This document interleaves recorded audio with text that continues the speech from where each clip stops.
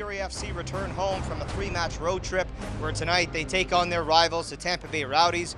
Graham Ivory, Gordon Smith along with you for tonight's broadcast. AJ Jakiewicz will also be joining us on the call here tonight. And Gordon, big game, both teams. 3 points up for grabs. Tampa Bay trying to maintain a spot in the USL Championship top 4. For Ottawa Fury FC, just trying to hang on to that playoff spot that they look to have comfortably sewn up.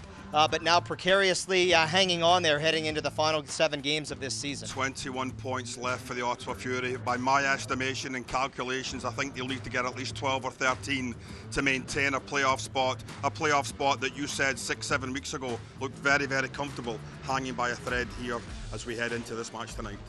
Defensively, Ottawa needs to be sharp tonight, and in order to do so, one player they're certainly going to need to keep a close eye on for the Tampa Bay Rowdies is veteran midfielder Kwando Poku. With the absence of their top goal scorer with 15, Sebastian Guenzati, obviously Poku becomes very, very crucial from his midfield position, getting forward if he can in behind the back four of the Ottawa Fury. That defence will have to be very, very careful every single time in the attacking third where Poku's coming from.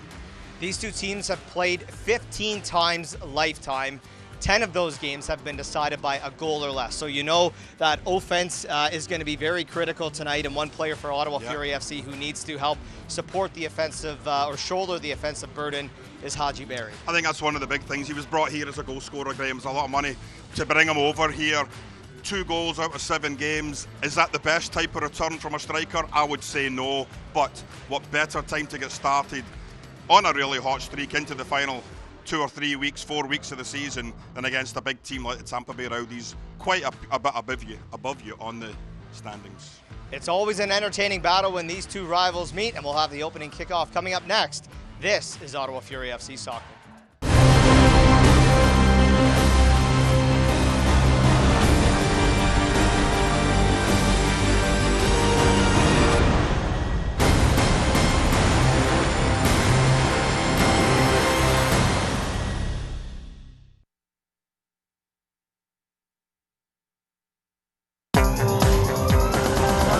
This program brought to you by Gabriel Pizza.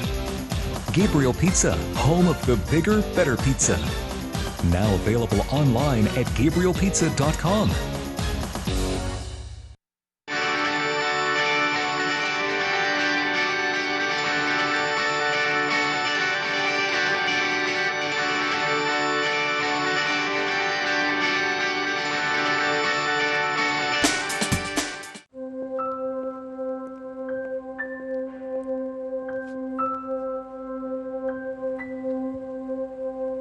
I waited till I was 49, 4 months short of my 50th birthday to start.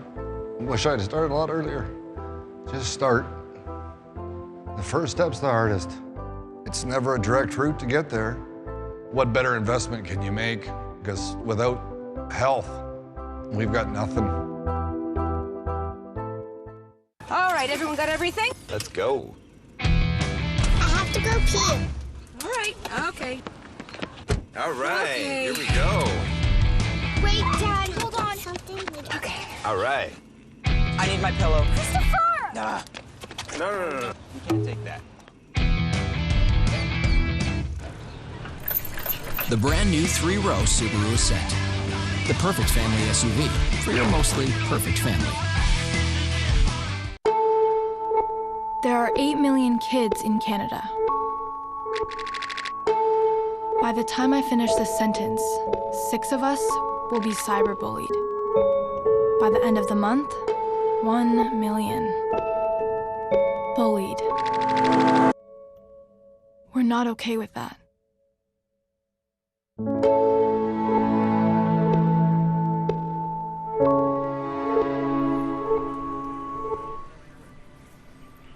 And welcome back inside TD Place. AJ Jakiewicz, Graham Ivory with you as we get set for this one here tonight between Ottawa Fury FC and the Tampa Bay Rowdies. This, of course, the only team that's played in Ottawa's league since day one of their professional life back in 2014. 3 years in the NASL and 3 years in USL. Let's get right to the starting 11 for both these sides here this evening. And first, for the visiting Rowdies, and this is a strong lineup with a lot of familiar faces and names for fans that have been following the Fury for a long time. Former Philadelphia Union keeper John McCarthy in goal. A back three of Tarek Morad, Pap Diakite, of course, the experienced defender from FC Edmonton, and Mohamed Kone.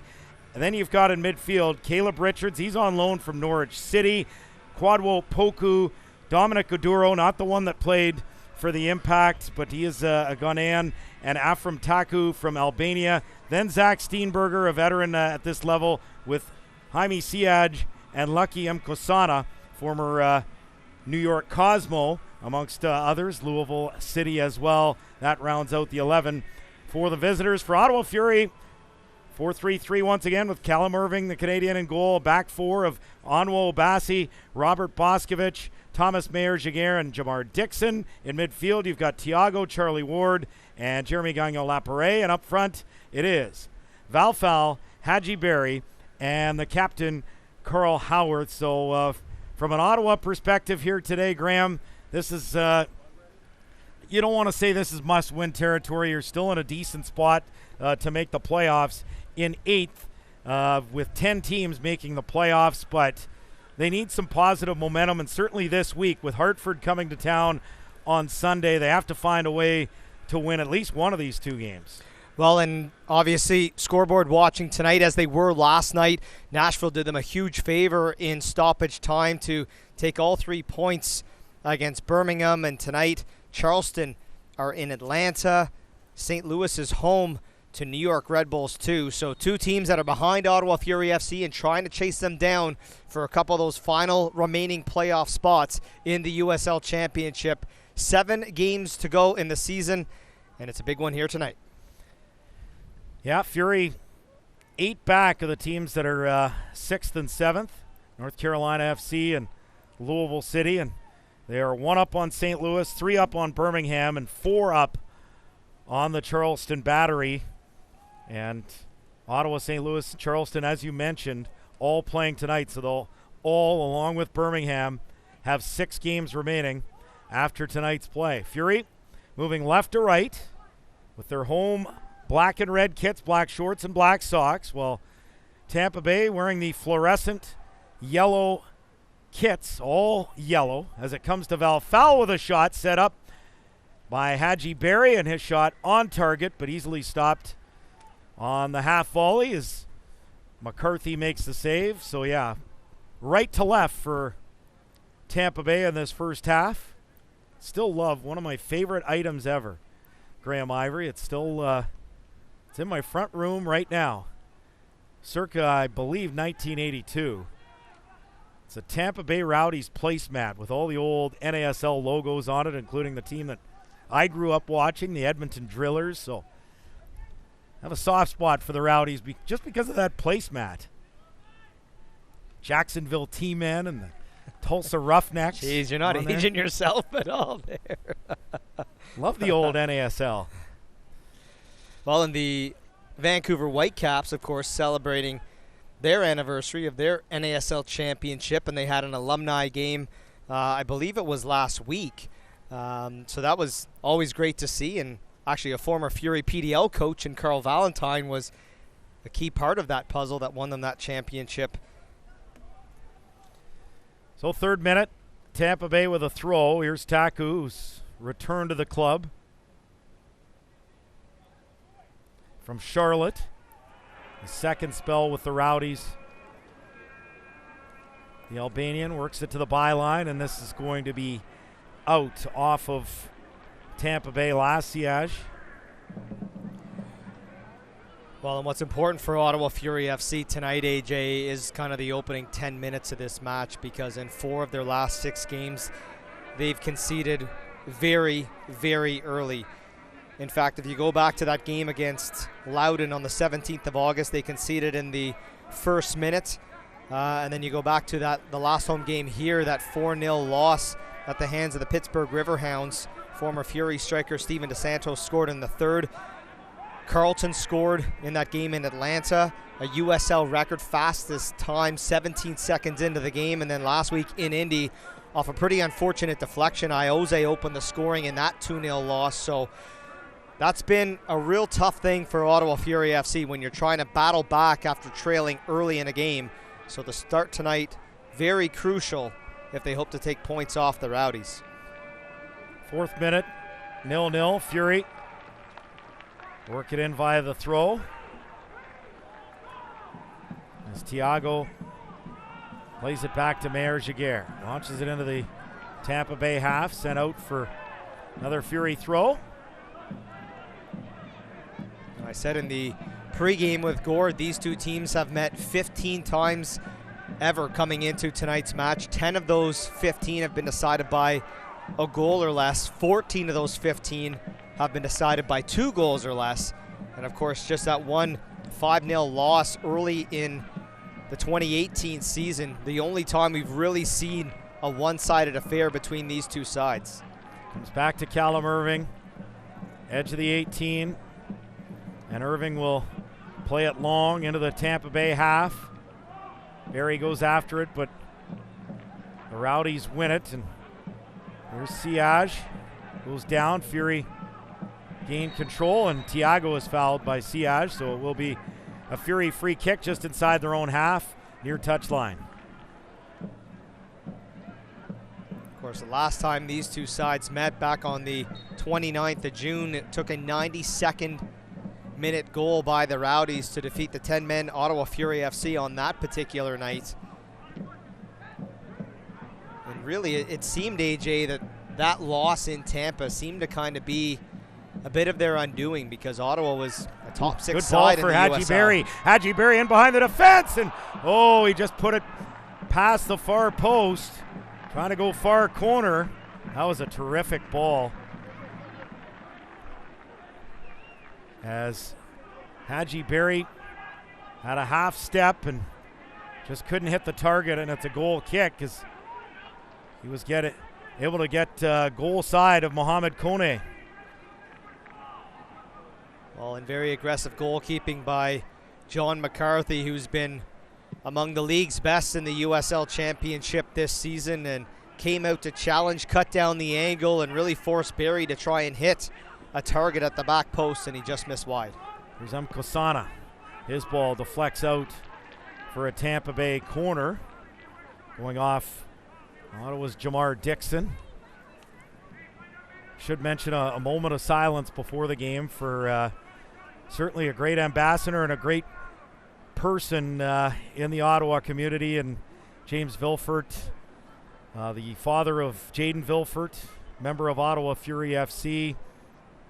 Sudden passing just over a week ago, and certainly extend our thoughts and wishes and prayers and condolences to the Vilfort family, including Audra Sherman and, of course, Jaden as well. Yeah, no, a fantastic man who's done a tremendous amount for the soccer community in Ottawa from the grassroots level and up. And, at the wake last week, you could see just the number of people who James has played with and he's coached and helped develop, and just so much respect for people like that give so much back to the community. So certainly a tough loss for the soccer community and for the Vilfort family, and we certainly extend our very best to them during this very difficult time for that family. Off that corner, Tarek Morad was able to get his head to that ball and put it wide of the near post for a goal kick. As Fury back in possession, it's Boscovich to Callum Irving. He'll play it to the halfway line, chested for Taku. Into Poku. And then he plays it back to the keeper, John McCarthy. High into the air, it's headed by Fury's Thomas Mayer Jaguar.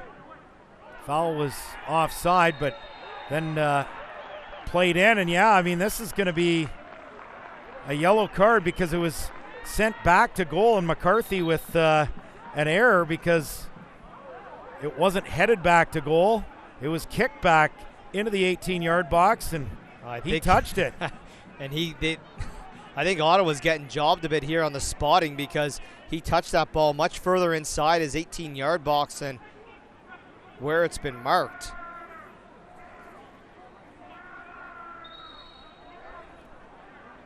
We'll get a look on the replay. He's kicked back. Oh, yeah, that was he's almost to the near spot. his penalty spot when he handles it. Good grief. That should have been about a yard from the penalty spot. Well, it's Carl Howarth territory, and he'll take it about a yard inside the 18-yard box. Of course, indirect in this circumstance, so gonna have to let this one go quick here because you know that wall is coming out to challenge. Referee today is Matt Suare. And he's lining everyone up right now. Philippe Kwesi, Gabriel Lemieux, his assistants. The fourth official, Serge Topala. Here's the indirect free kick.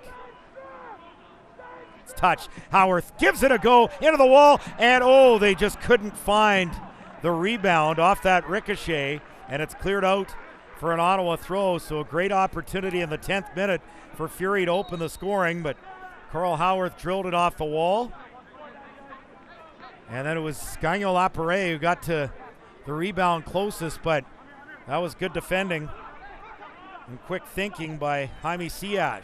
Yeah, it's always tricky on those indirect free kicks, especially when you're that close to goal and you know that wall is going to come out and challenge, and unfortunately no one did that jump or anything of that nature, so you can't try and play it low and get it under the feet of the defending players.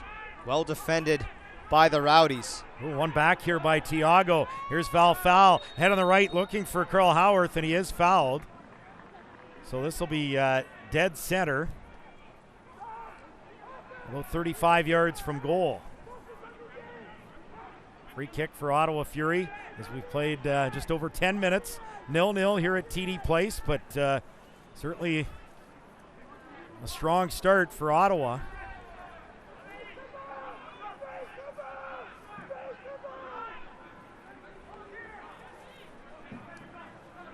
So this is dead center, 35 yards out. Fury pushing 6 players to the edge of the 18.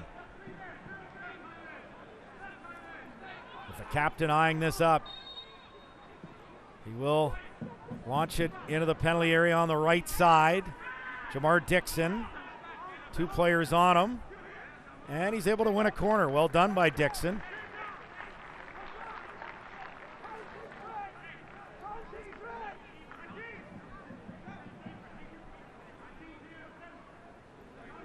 So from the near corner flag, it'll be a right-footed outswinger from Carl Howarth.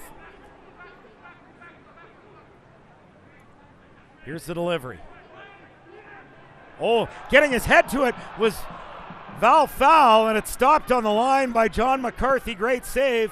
Sent back in, punched by McCarthy, and it deflects out for a goal kick. So Ottawa with a couple of glorious opportunities in the opening 11 and a half minutes, but McCarthy makes a terrific save. Well, great delivery from Carl Howarth and good separation from Val Foul, and even better goalkeeping by McCarthy. Even though he's behind the goal line, keeps the hands forward, parries that one. It was close, but still the right side of the goal, at least for the Rowdies, to keep this one scoreless, but certainly a bright last couple of minutes from Ottawa Fury FC. Encouraging start here for Fury as they now win a throw in the 13th minute.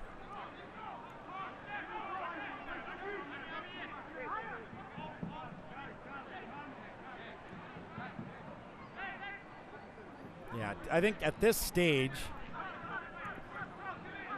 for Ottawa, you're obviously first and foremost you want to clinch a playoff spot, but you want to get 6 seems a little bit out of reach. That would keep you out of the 7 to 10 matchups. I mean, because you'd have to catch 2 teams that are 8 points ahead.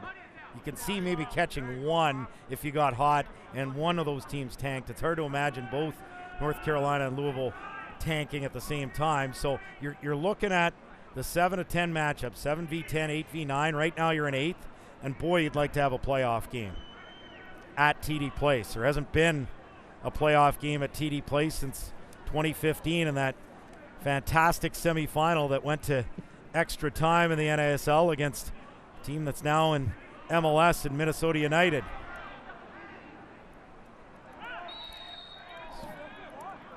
Another free kick here, won by Ottawa inside the Tampa Bay half.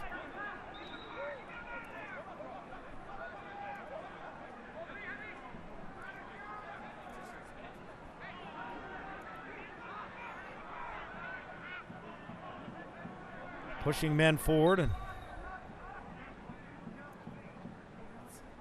played to Obasi. Now back to Boscovich. Here's Callum Irving. 5 yards outside his penalty area. Launched forward. It comes to McCarthy, his counterpart, and he'll hold on to it. Big game Sunday, 2 o'clock start here at TD Place as Ottawa Fury take on Hartford Athletic. And no, unfortunately, we won't be playing Brass Bonanza. But we will see former Fury player and Ryan Williams.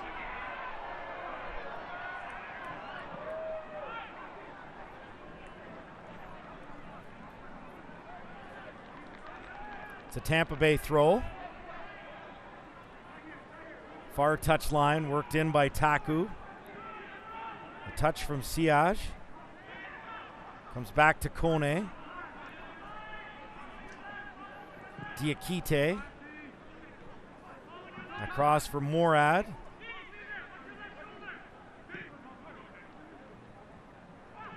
He gets it ahead, and Gagnon Lapere forced to foul Oduro.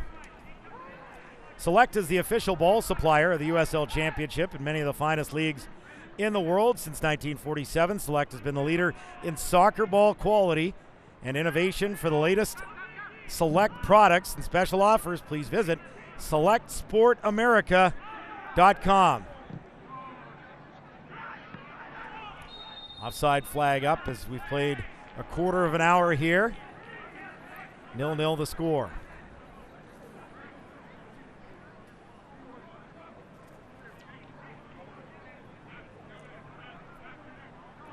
Callum Irving gathering this to launch it forward into the Tampa Bay half once again.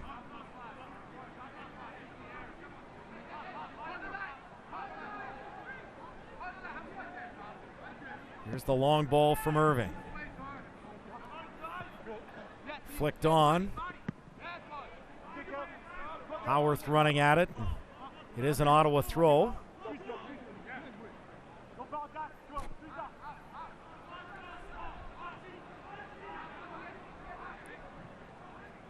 Obasi.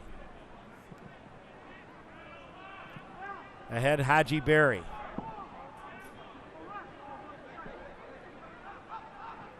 He wins a throw. Now to Obasi. Into the middle, Gagnon Lapere. Plays it high into the air.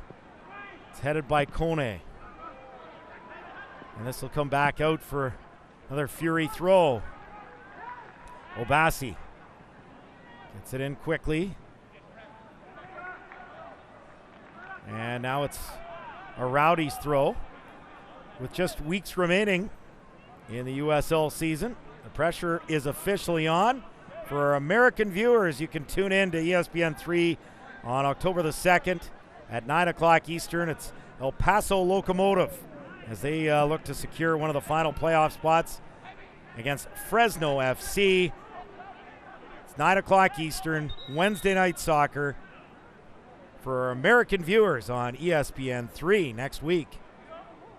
That'll be a good game. 2 former Fury players in Drew Becky and Richie Ryan, a big part of that expansion franchise this season and their success. And much earlier in the year, they went on quite a lengthy unbeaten run. And they'll look to see if they can sew up a playoff spot in their inaugural season.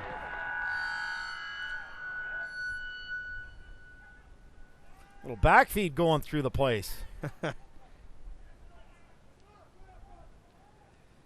Tiago loses control, and it is won back by Jamar Dixon with a run down the right flank ahead for Howarth.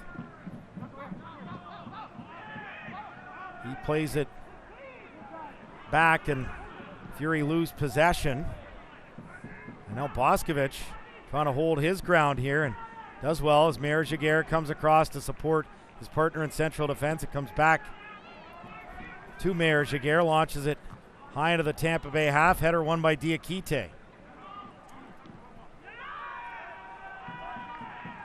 And it comes back to McCarthy, who knows he needs to chest this down. He already made that mistake once today.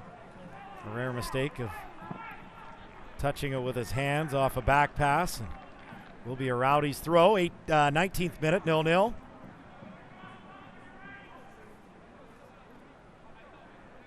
Reminder that the USL unveiled its elite youth platform, USL Academy, which allows clubs at all levels throughout USL in the U.S. to develop its local youth and compete at the highest level across the United States, which includes the USL Academy Cup. You can visit uslsoccer.com/academy for more information.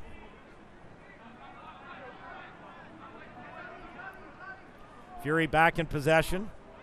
Inside their own half, Boskovic. Wide left, Obasi halfway line.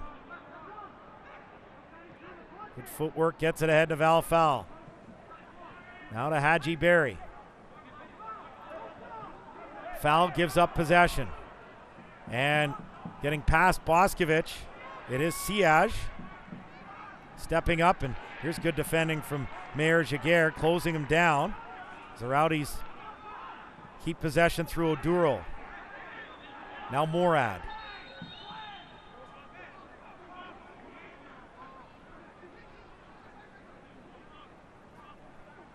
Valfal is down. And play is blown dead here in the 21st minute, 0-0. Yeah, as we have a look on the replay here, Valfal Kwando Poku getting tangled up from behind. You see him down and then reaching towards his lower back, so I don't know if he strained anything on the play, but he remained down for a lengthy period of time.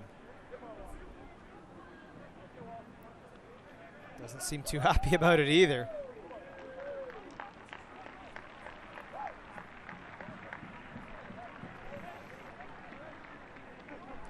Walks off the pitch. Looks like he'll be okay.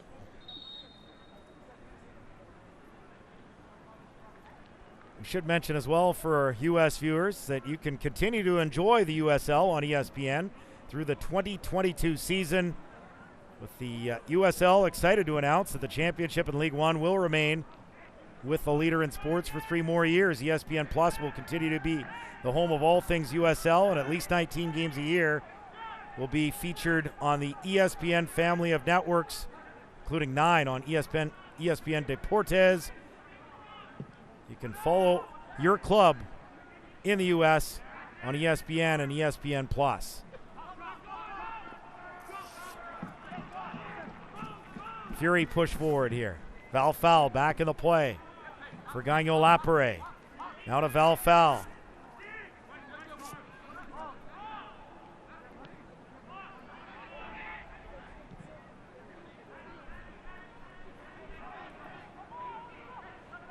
Here's Ward.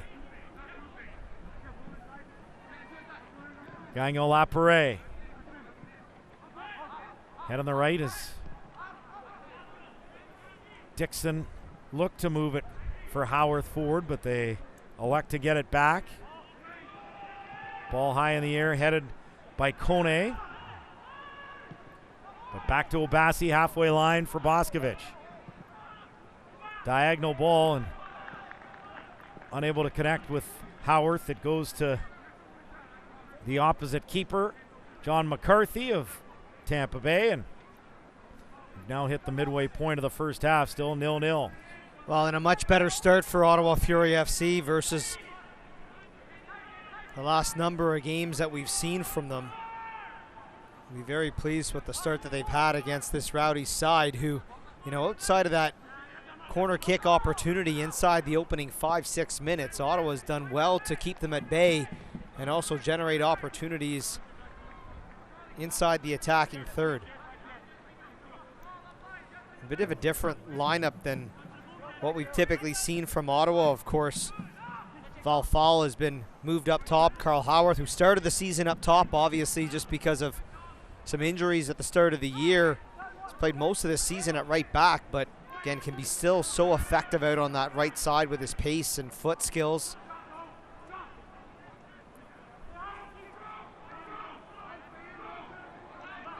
One player that kind of came in mid-season in Haji Berry, you just wonder how many more games does he kind of need to kind of get in to kind of be in season form after being off for a lengthy period of time after playing in Europe. Nikola Popovic, Julian de Guzman suggesting, a guy probably needs 10-12 games to kind of get into the rhythm and get into sync with his teammates. Gagnon Lapare fouled, so it's a free kick, Ottawa center circle. 25th minute, 0-0 as he was bowled over by Zach Steenberger. Here's Gagnon Lapare. Good ball towards Carl Howarth, just a little too much on it. And it goes out for a goal kick.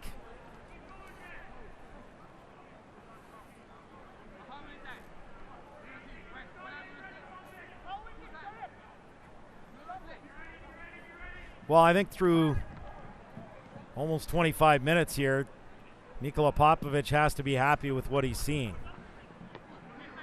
Yeah, certainly very focused, very composed play from Ottawa Fury in the early going here. And again, as we mentioned, just hasn't been very positive starts from Ottawa for the last 6 games, conceding goals in the opening 6 minutes. Twice conceding inside the opening minute of the match. For a team that for the better part of this season, even when they were going through some spells where they were struggling offensively, you weren't overly concerned because you said, well, defensively they're getting the job done. That didn't seem to be an area of concern for them whatsoever.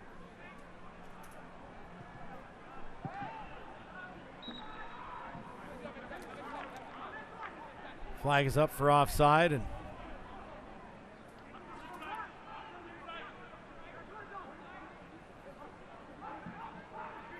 Fury get this in play. Played forward to Haji Berry. 2 defenders on him, and Maduro's ball is met by Mayer Giguere, but comes back to McCarthy, and he'll scoop it up once more.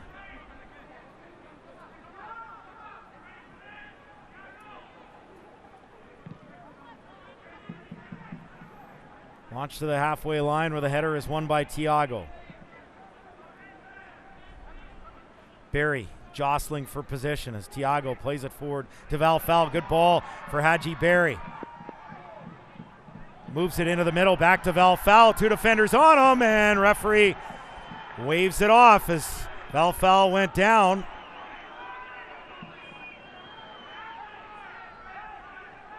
Certainly need to get another look at that. You're either talking about a very well-timed challenge. Certainly a push in the middle of the back from behind on Valfal by Kwando Poku that allowed the defender to get to the ball there, and Nikola Popovic incensed by that, and for good reason. This pressure certainly came from behind from the big body of Kwando Poku. And look, this is a team that, mired in a 4-game losing streak, and you look at how they've lost these games, and yeah, they're, you could talk about some of the focus issues, especially early in some of these games, but there's just been some really bad breaks for this team. You look at that opening goal by Ayoze last week in India. It was a good hit, but it wasn't going to end up on target if it didn't take that deflection and find its way into goal. So a team that certainly could use a bit of luck in their favor to try and get out of the funk that they're in. Well, they've certainly looked the more likely team to open the scoring here as some miscommunication allows Ottawa to win a throw inside their own half. 28th minute, 0-0. I have to say maybe Morad's header off the corner is the best opportunity for the Rowdies so far, but Ottawa's had 3 or 4.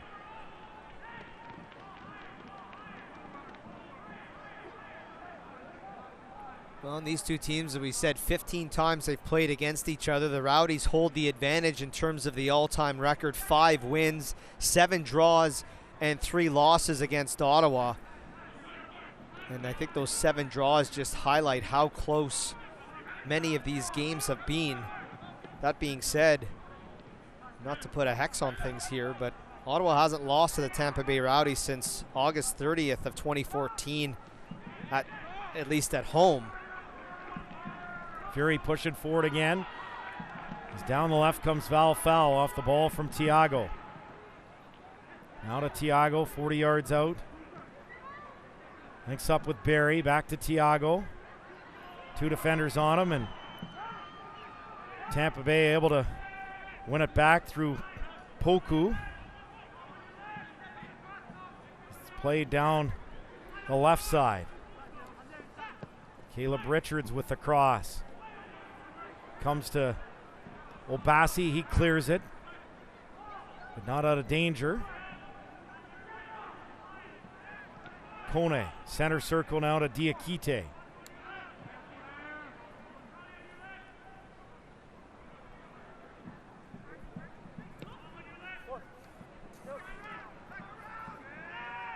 Morad leaves it here for Diakite. Moves it forward near the corner flag.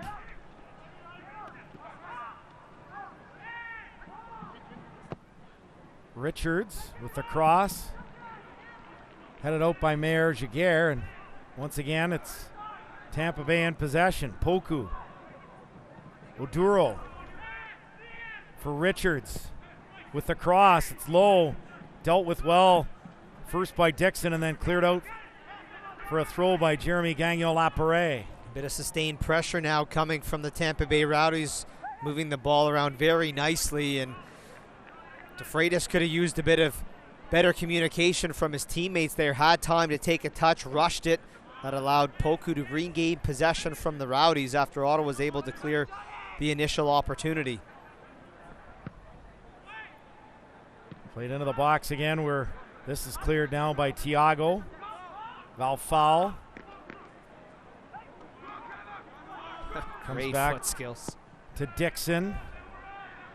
So once again, Carl Howarth showing his talents. And here's Howarth going forward now, the captain. Runs up to 2 defenders, and it is cleared away as back just comes see Poku. the strength of Poku as Howarth tries to catch up to him and cut inside, but just the sheer strength of his frame able to ward him off. Good strong play now by Onwo Bassi, able to win it away from Taku. Now a turn from Howarth. Gagnon-Lapierre. Back to Howarth, 20 yards from goal. 2 yellow shirts in front of him. Plays it back to Thiago, gives it a go. It's blocked. Getting in the way there was Kone. Here's Haji Berry now for Obasi. Cuts into the middle. Leaves it for Thiago. Now to Berry.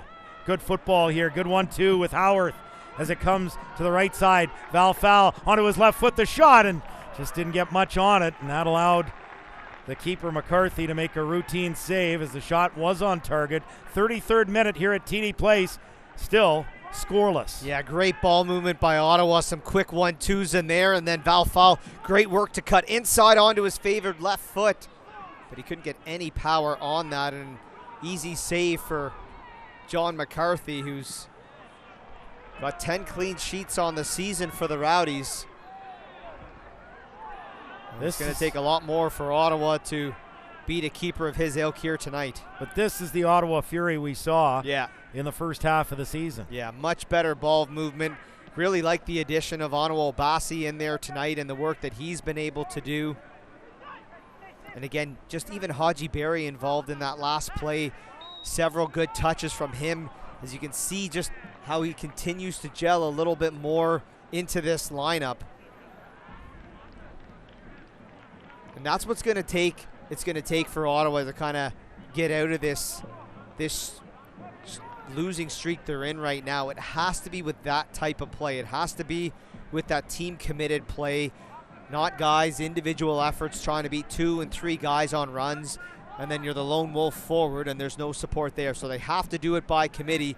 That's what got things going for them early on in this season. They have to find a way back to that form. Yeah, Tampa Bay throw here in the 34th minute.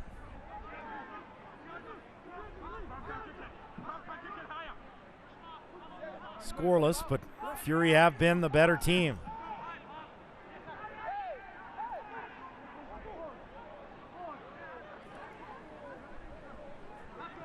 Poku. Oduro. Now to Taku. Obasi closing him down. Kone. Gets this forward for Steenberger. And read well here. That's good defending and strong work by Boscovich to win it back, and now it's an Ottawa throw. Yeah, great work by Robert Boscovich, who, look, when he's been given the opportunity by Nikola Popovic to get into this squad, he's certainly made the most of those chances. And young player, big frame, coming through the Toronto FC system. Foul is fouled, so a free kick just inside the Rowdies' half. Obasi for Ward. Boscovich back to Ward. Here's Obasi, halfway line. Boscovich over the top looking for Foul. Kone plays it. It's flicked on, but it was out of play. So Obasi gets it in quickly for Thiago. In the middle, Hadji Berry, and not enough support from Thiago there. Fury win it back. Does go off Thiago last, and this will be a goal kick for Tampa Bay. 36th minute, 0-0.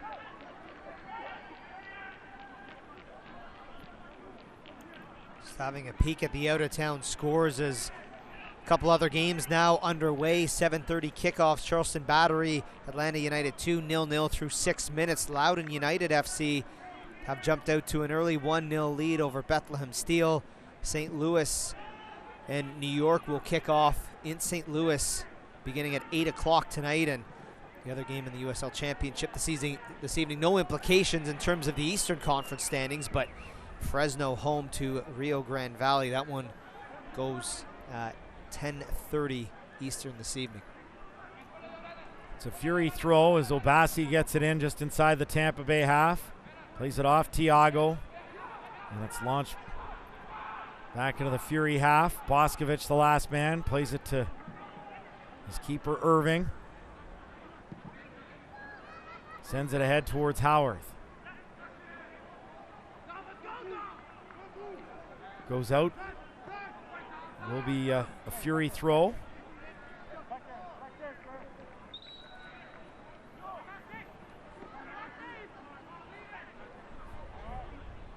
Dixon gets it in. Mayor Jaguar.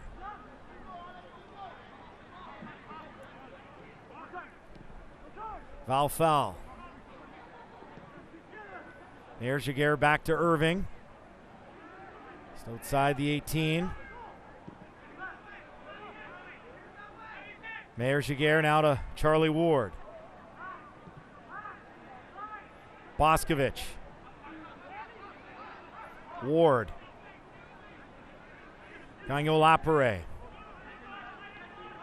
Mayor Jaguar now into the Tampa Bay half.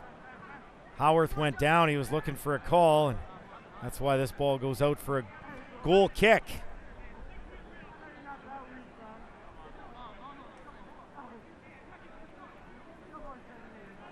.38th minute, 0-0.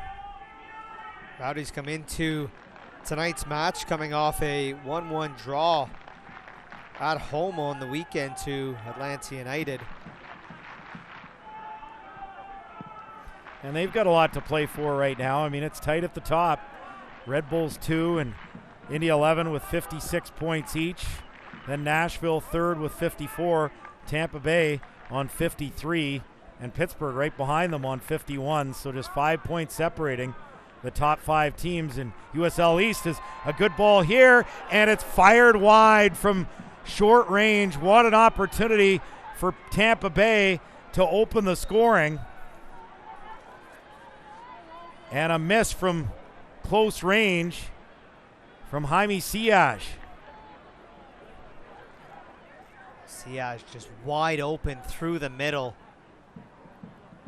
Clearly onside. And yeah, definitely onside. And Obasi, lucky that tackle happened literally as that shot was coming in from Siaj.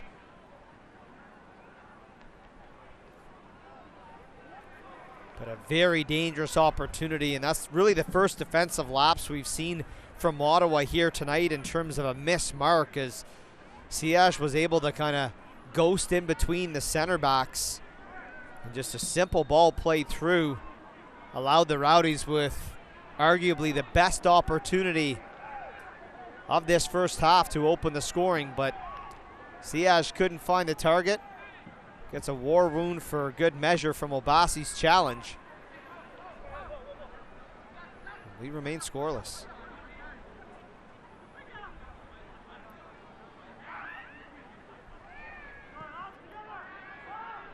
So 40th minute, 0-0. Fury. That was their first major scare. There's a header from Morad earlier as well that was definitely a chance, but that looked like it was going to be 1-0 as Fury get it in play through Hadji Berry.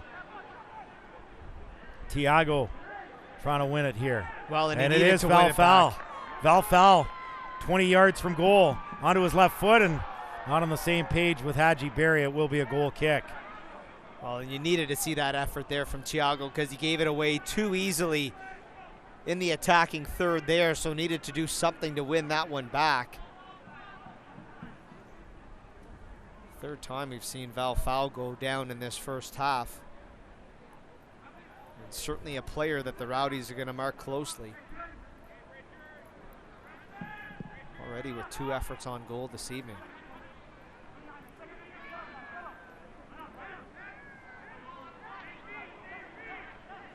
Here's Diakite. Poku gives it away. Gagno Lapare flicked on by Barry and headed back to goal for McCarthy.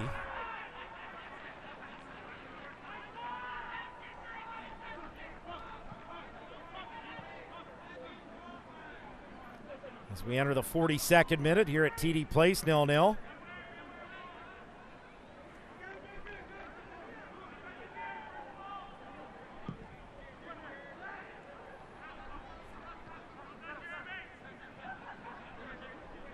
Comes back to Mayer Jaguar.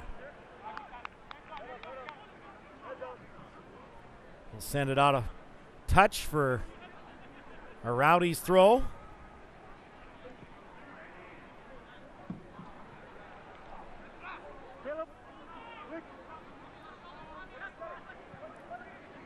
And Kasana.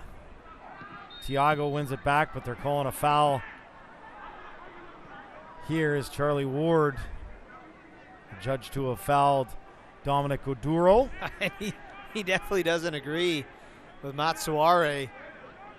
And you see the replay. In fairness to Charlie Ward, there wasn't much in that.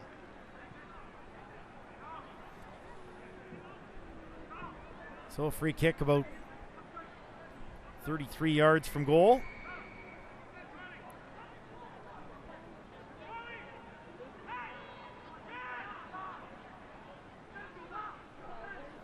Two players looking over it, Steenberger and Poku. It'll be Steenberger with the delivery. Headed away, but the shot is on target. It was going to be offside anyways. This is the header came from Obasi.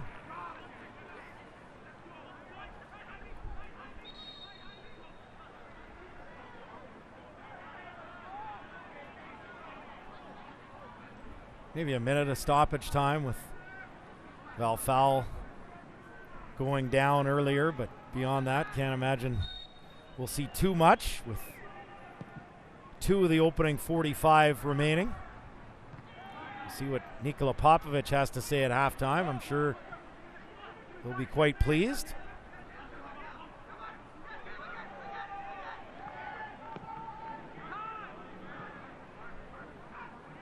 Well, we won't hear from him until post-game.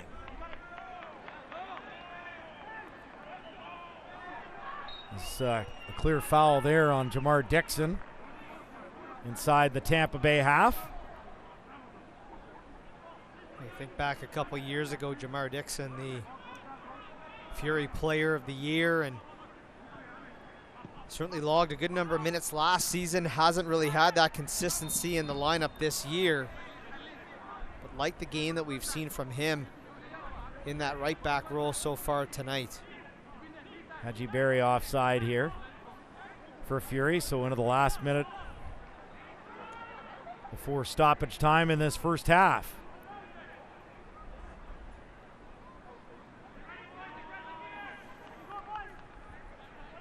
John McCarthy.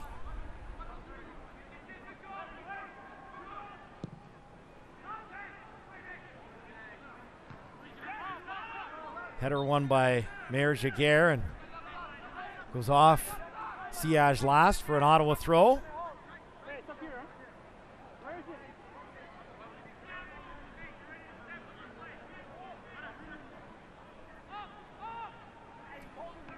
And we are hearing 1 minute of stoppage time. Fury throw coming up now.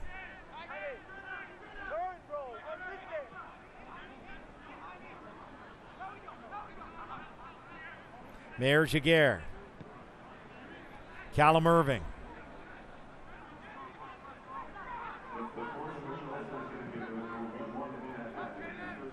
Sends it forward for Dixon, flicks it on to Carl Howarth, but it goes out for a Tampa Bay throw.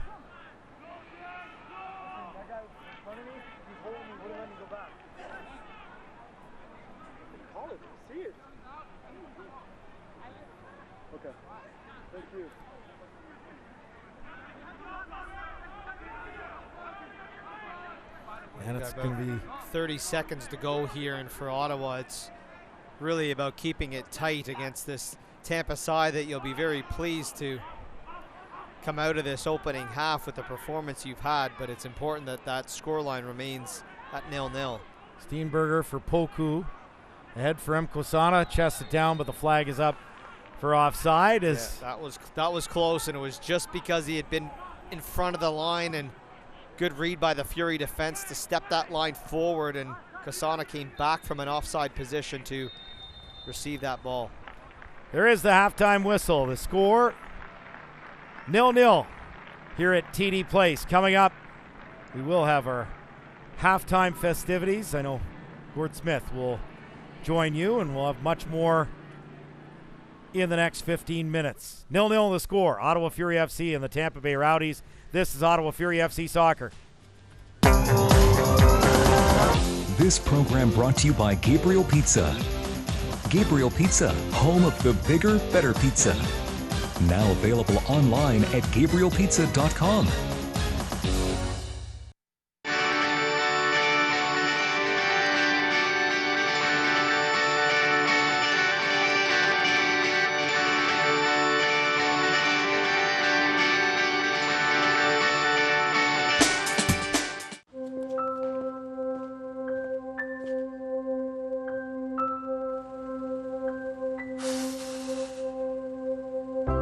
These photos I had to dig for because I would hide from photos. I didn't want to be acknowledged. What I would say to my former self is just get started, just begin. Go into Good Life, meet with the trainer, go to a class, just start. Come on, come on. Come on, go make some friends. It's so tough to give them a run in the city, but they really love it here. Be gentle, be gentle. We're making friends. See the one that, well, it's just going in circles? Yeah. That's mine. Off. Come on, time to go. Come here. The all-new Cross Trick. Come here. Now. It's up for it. Oh, no. Oh, there he goes. I just shampooed him this morning. There are 8 million kids in Canada. By the time I finish this sentence, 6 of us will be cyberbullied. By the end of the month, 1 million. Bullied. We're not okay with that.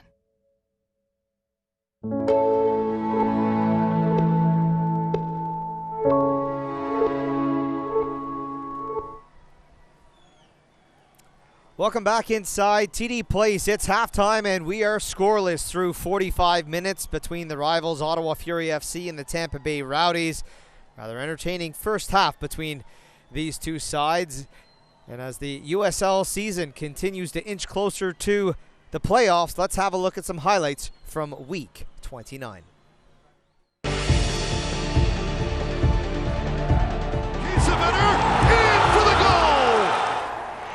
Let's go with the left foot, Jamal Johnson! What a goal! Perfectly placed!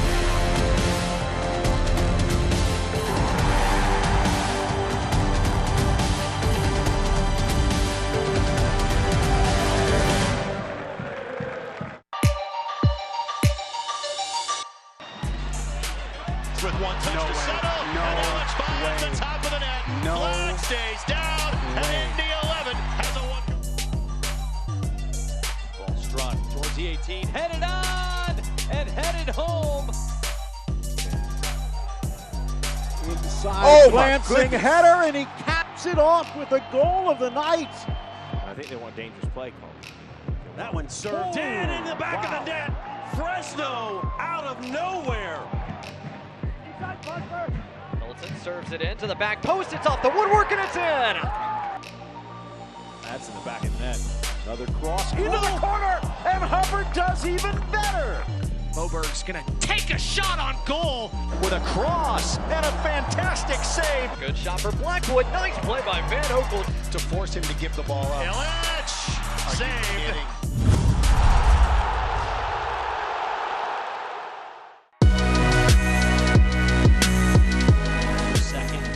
USL League One. He's got an opportunity for another curls and scores! Oh, Zaguro! Moshobani again. Back heel, Moshobani! He did it again! Whips it in, finds the back post. Oh, what a finish, Arturo Rodriguez. Through ball though, Demas the other way, Demas saved by Hara. In the middle, still Jaden Nelson is shot, it's saved again by Giuliano Chache. Wide open. Fitzgerald covering the mark, still Rodriguez, and stopped by Fitzgerald.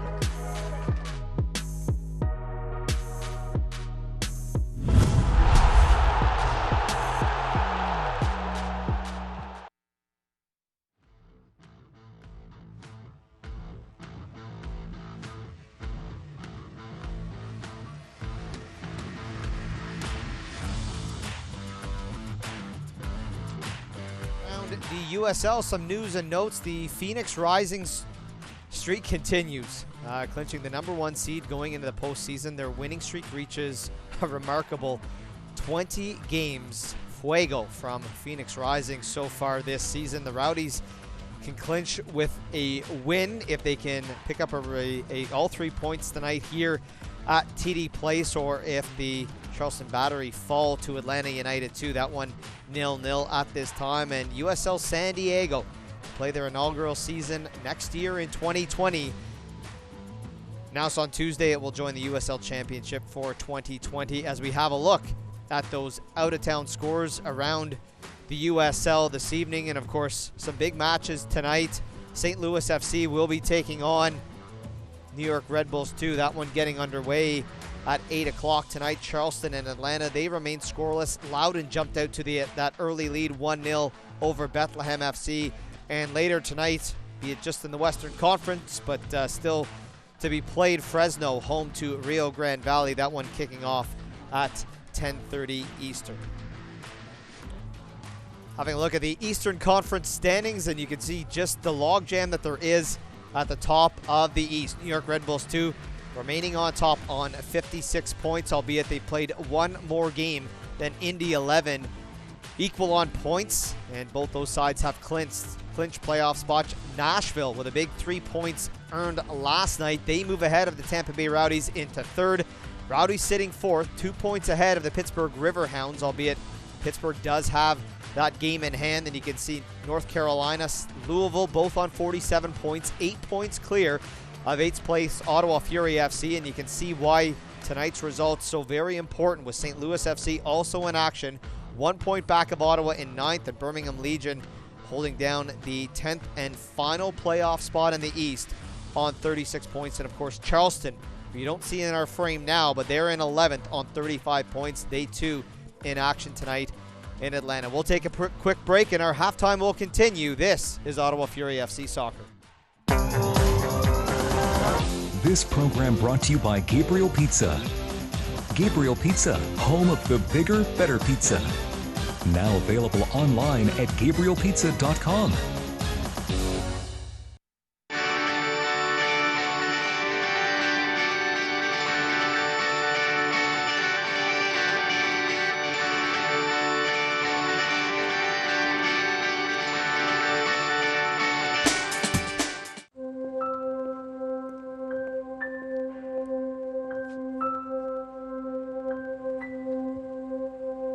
I waited till I was 49, 4 months short of my 50th birthday to start. Wish I'd started a lot earlier. Just start. The first step's the hardest. It's never a direct route to get there. What better investment can you make? Because without health, we've got nothing. All right, everyone got everything? Let's go. I have to go pee. All right, okay. All right, Okay. here we go. Wait, Dad, hold on. Something. Okay. All right. I need my pillow. Christopher! No. You can't take that. The brand new 3-row Subaru Ascent. The perfect family SUV for your mostly perfect family. There are 8 million kids in Canada. By the time I finish this sentence, 6 of us will be cyberbullied. By the end of the month, 1 million. Bullied. We're not okay with that.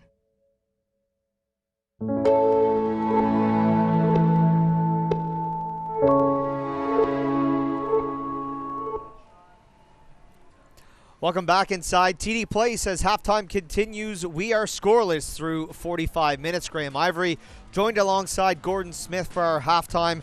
Let's have a look at the first half highlights scored, brought to you by Budweiser. And it might be 0-0, but there was certainly a good number of chances for both the Tampa Bay Rowdies and Ottawa Fury FC to try and break the deadlock early in this game. Yeah, listen, we were all expecting, what we're going to get from Ottawa Fury. Were they going to bounce back?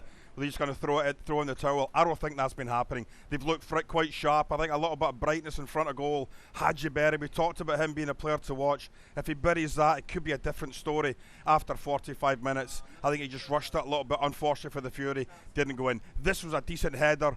Good save by the goalkeeper. I heard your commentary behind the line, but he did a great job making sure he played in front of the goal line to keep it scoreless. And at that point, Ottawa Fury certainly were the better of the two teams. As the first 45 minutes went on, though, I think, and here's this one, he's got to bury that. I mean, a championship contending team, you've got to have people in front of goal wide open, put that ball in the back of the net. Yeah, great ball movement by the Rowdies on that particular opportunity. And, of course, the one thing that we didn't see there was that the foul on Valfal in the penalty area. Yeah. Shouts for a penalty there. Certainly could have had an argument. Big frame of Kwando Poku. We talked about that a couple of times in that first half. He's our player to watch tonight. You can see that physical presence. Was it over the line? Certainly Matt Soare judged it not to be. As we have a look at our halftime stats brought to you by Rico. Well, you can see it there. 2 shots on target for Ottawa. None recorded for the Tampa Bay Rowdies. A couple of near misses from them. Possession almost dead even, almost 53% for Ottawa Fury FC. You can see the Rowdies offside on 3 occasions, really kind of pushing that line against Ottawa. But even Stevens, and really that's what we expect when these two sides meet. It's always a close affair, whether it's here or down in St. Pete's. It's just always close between two sides. They know each other so well. It doesn't matter if you change the roster, you change the managers. For whatever reason, when these two teams meet, it's feisty, it's close. And I think you've got to give the Fury credit. I mean, it was a decent 45 minutes after the 4, as we said, losses in a row. What were we going to get out of them here tonight? I think they pushed back quite well. For spells, they've been the better of the two teams, but you can certainly see the pedigree that this Tampa Bay Rowdies team has right throughout their lineup. Getting back to the penalty, for my money, it was a penalty kick. When you look to the replay, from the live shot, it was tough. But when you start seeing side angles and what have you, there certainly is a push in the back. Fall goes over. Didn't need a lot of encouragement to go over, unfortunately, for the Ottawa Fury, but it definitely did seem as if there was contact there. It was a penalty kick, possibly missed by the official. Game cones on, 0-0 after 45 minutes. And probably when you look at the opportunities that both sides have, if you said, hey, it's a draw through 45 minutes, pretty fair result. And I think we talked about it in the first half. What's most important when you look at how Ottawa has conceded goals, giving up early goals, giving up just bad goals, mistakes inside their own defensive third, uncharacteristic of them for the better part of this season. When you look, they've conceded 10 goals in their last 4 contests. That's not been the Fury team we've seen this season. But in that first half, a lot cleaner, with the exception of that chance from Jaime Siaj late in that first half. Very responsible, very comfortable, very smart plays inside their own defensive third. Cleaned it up a lot tonight. Well, that defensive third I was just about to bring up, this Ottawa Fury team has been unsettled with their 2 central defenders all season. We saw last year with Atakora and Meyer with a number of games they played together. Very, very solid in front of Max Crepeau. There's been 5 central defenders this year. Atakora, Barnathan, Boskovic, Manella, Meyer. And I think there's only been about a run of 3 games, or possibly 2, where back-to-back the same 2 players have been in that central defence. And that is crucial, because the chemistry that they build up along with the 2 fullbacks is massive. And unfortunately this season, through injuries, other things, out of form, what have you, it's just not been consistent enough with your back 2. And I think that's worked against them. And the 2 lads that are out there tonight, Boskovic and Meyer, I think have been quite solid. I think for the first 30 minutes, Tampa Bay really didn't have an awful lot in the attacking zone. It was very nice. Boskovic, a couple of nice balls, played diagonally to Carl Howard, who unfortunately I think's had a quiet 45 minutes. We've got to try and get Carl activated a lot more. From his full-back position, it's a lot easier for him to read the space in front of him and get into it. I think right now the sideline is working against him as an extra defender. And do you see that change when Popovich goes to his bench and makes a substitute? Do you see maybe a move where Dixon comes out, Howarth goes back into that right back role when he brings in, maybe he brings in Kevin Oliveira to play him in up top. Even Tiso up top. Tiso, whatever he does to make a change up top, but maintaining Howarth, because yes, he's so effective with the pace, the foot skill, but as we've seen this season, when he's playing in that right back role, he has a lot more room to kind of get the engine going, and it's so much harder to defend against. I think that's something that will, as we get into the changes, that may be an option for him. Well, all the best, lads, for the second half. Thanks very much. Thanks very much, Gordon. Second half underway here at TD Place. Both sides to start this second half. AJ Jakubik, Graham Ivory with you. Gord Smith providing some analysis. Let's have a look at the starting 11 that both teams started with and continue with for Tampa Bay. McCarthy in goal, a back 3 of Morad, Diakite, and Kone. You've got Richards and Taku, the wingbacks, Poku and Oduru. Ahead of them, Steenberger, and then Siaj and Kosana up top for Ottawa in their 4-3-3. Irving in goal, Obasi, Boskovic, Meyer, Jaguar, and Dixon at the back. Tiago Ward and Gagnon Lapare in midfield, and Fall, Barry, and Howarth up top. As Fury move right to left in this second half in their home black and red kits with the black shorts and black socks. Tampa Bay moving left to right in their bright fluorescent yellow kits. As Fury win a free kick, 47th minute, 0-0. Fury 53% possession in the first half, and they had 6 shots to 2, including 2 shots on target to none in the first half, so they were the better of the two sides, although they did get a couple of scares defensively. See if they could keep going and breach the back of the net. So the ball goes into Fury territory, and it's sent forward by Mayor Jaguar. Diakite gets it down right off of Howarth. Deflects off him, and McCarthy able to grab it before it goes out of touch in the 48th minute, 0-0. Peek at the out-of-town scoreboard, AJ. 34th minute in Atlanta, 1-1 between Atlanta United 2 and Charleston Battery. The home side opening the scoring. Battery have just equalized. Bethlehem Steel, they trail 1-0 at home to Loudoun United, who scored very early in that one. And just underway now, 4 minutes in St. Louis, 0-0 between St. Louis FC and Red Bulls 2. And at last glance, Toronto FC did have a 1-0 lead over the Montreal Impact in the Canadian Championship this evening.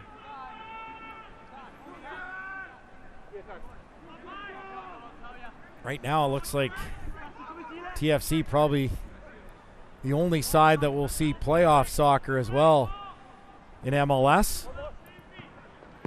Certainly Vancouver won't, but Montreal's chances starting to get slimmer by the day after their loss on the weekend to FC Cincinnati, the last place team in the entire league. It will be a Tampa Bay corner here in the 49th minute, near corner flag. Right. Poku goes across to line this up. Should correct myself. It's the other way around. It's 1-0 for Montreal. It was Piatti who scored the opener there. Here's the right-footed outswinger from Poku with 6 Tampa Bay players inside the Ottawa 18-yard box. Poku delivers. It's low. And Dixon clears. Oduro the header. And Fury push it ahead. All the way into the Tampa Bay half as this is kept in and sent all the way into Fury territory by McCarthy. Diakite heads it back to goal, and McCarthy just hangs on to it here. Should mention the available subs. Macklin Robinson, the backup keeper for Tampa Bay. Sean Barry. We got some really good players on the bench. Puerto Rico International and Sean Barry. Leo Fernandez, who we remember from that Cosmos championship team in 2015, as Fury pushed forward again here. Comes into the middle. Val Fowl with the turn. 20 yards from goal, and yeah, he's able to draw the free kick in a very dangerous spot. This will be Carl Howarth country right now for Ottawa in the 51st minute. Andrew Tenari, Malik Johnson out of Toronto, Canadian Youth International, Juan Tejada and Leon Taylor also available off the bench for Tampa Bay. It's David Monsalve, Nana Adekora, Maxim Tissot, Chris Manella, Kevin Oliveira, Aiden Daniels, Antoine Coupland for Ottawa. So some good options here, especially if they need a goal with Tissot, Manella, Oliveira, Daniels, all available off the bench. But first, from about 22, 23 yards out, it'll be dead center. Carl Howarth on this free kick attempt. And boy, he's been lethal on these this season.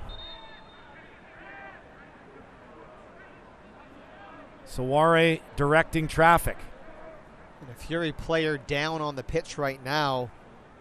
Looks like Obasi, who's down on the turf. So before the set piece, he'll be tended to by the training staff. And pointing at his hamstring of his left leg.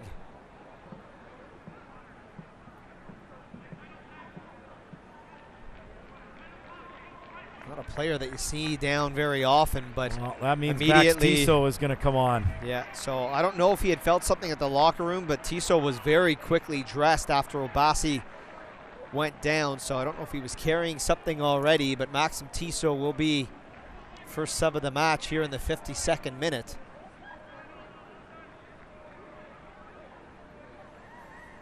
The seventh Canadian on the pitch now, alongside Boscovich, Mayer, Giguère, Dixon, all at the back. Irving, Gagnon, Lapare, and Howarth as well. So this substitution in the 52nd minute, and now here's Carl Howarth with the free kick effort.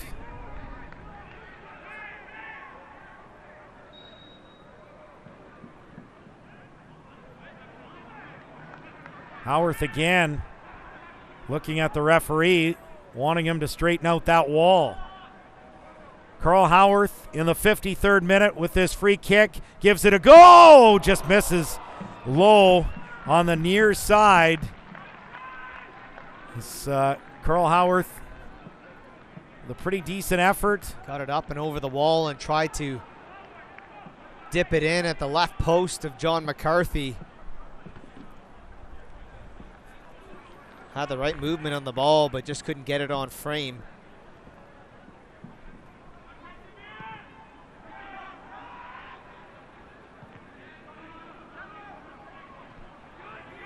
I wonder if Manella for Thiago is an option here today in midfield.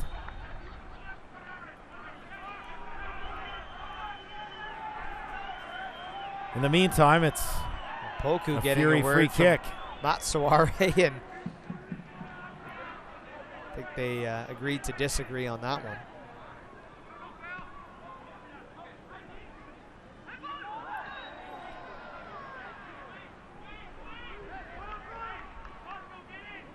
Well, Fury off to a good start here in this second half.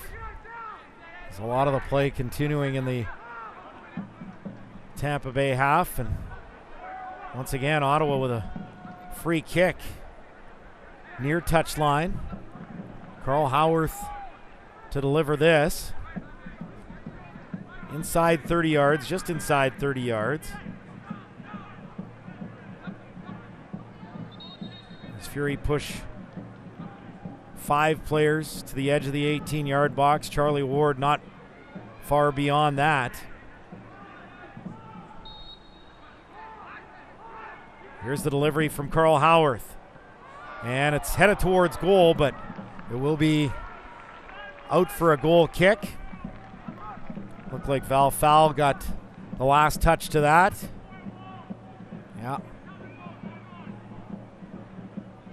Yeah, it's been interesting to see him move up top, and you know, we saw that header in the first half that forced a great save from John McCarthy, and now that effort from Val Fowl has another shot on goal, had the shout for the penalty there. I much prefer him more in the midfield just because I think he brings more creativity to the middle there as he goes down this time after that was a collision with Siage.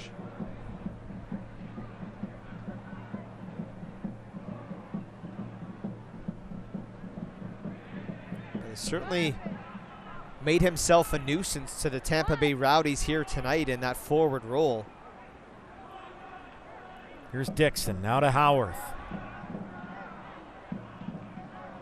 I was going to say 2 local products. Carl's been here long enough that I kind of feel like he's a local, even though he originally comes from Barrie, Ontario. And this will be a Tampa Bay throw.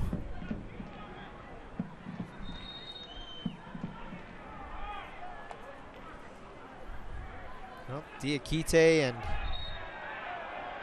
Val Fowl continuing to jab at one another. And now Diakite goes into the books, and I think for good measure Val Fowl will as well. So the first 2 players to be booked here, Val Fowl and Pap Diakite, both on a yellow.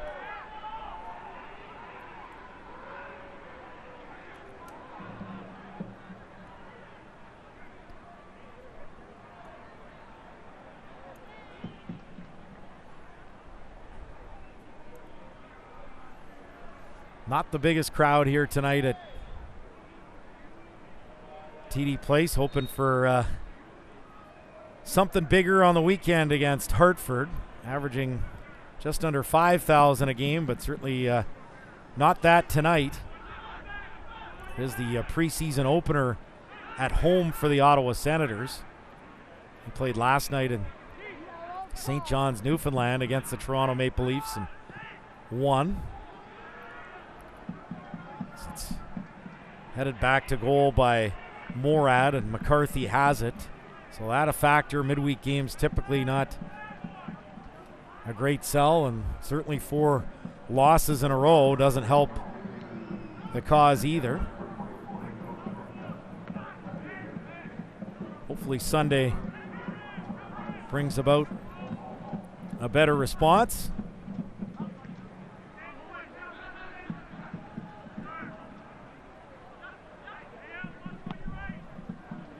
Poku lays it into the air, headed by Dixon. Comes to Caleb Richards. Gango Lapre, good work to win it for Ottawa. Now to Jamar Dixon. His pass deflects out for an Ottawa throw.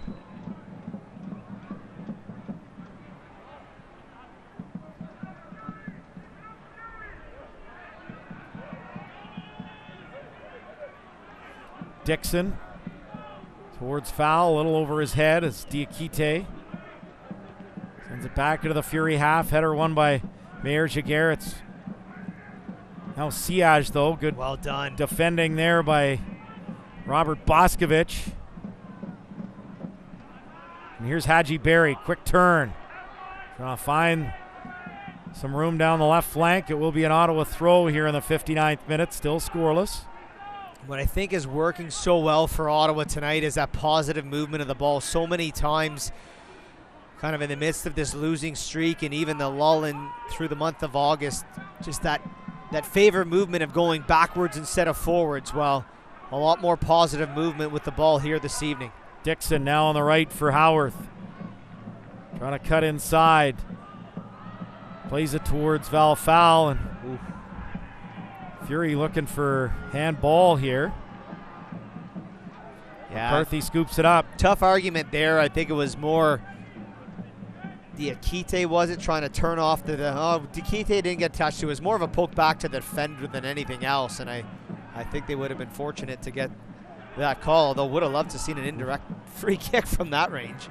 Boscovich did well there to ensure that Fury gained control to Carl Howarth, trying to beat 3 players. He does win a throw. And trying to catch his Tampa Bay side napping a little bit on the throw. It comes back to him. Ward for Dixon. Mayer Jaguar.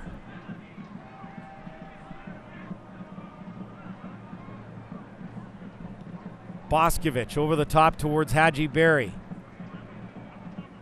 Just outside the 18. 2 defenders on him. Lays it off. Obasi. Tiago.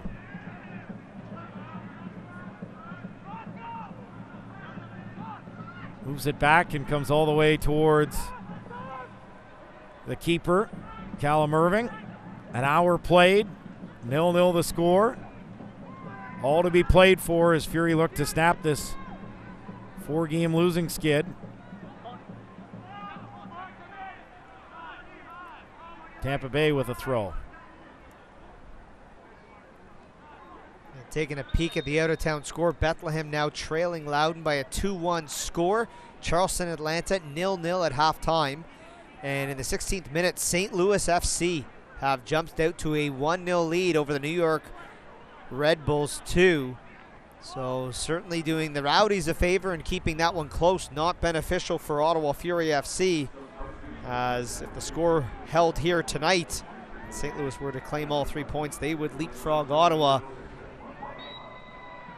for 8th spot. And Tejada now coming into the match for the Tampa Bay Rowdies. So yeah, it's Afram Taku going off, the Albanian, and on comes Juan Tejada, the Panama Youth International. Second on the team in scoring, has 10 goals in 26 appearances this season. Second only to Sebastian Gunzati on 15. And now Gagnon Lapare given a yellow card for a foul in midfield.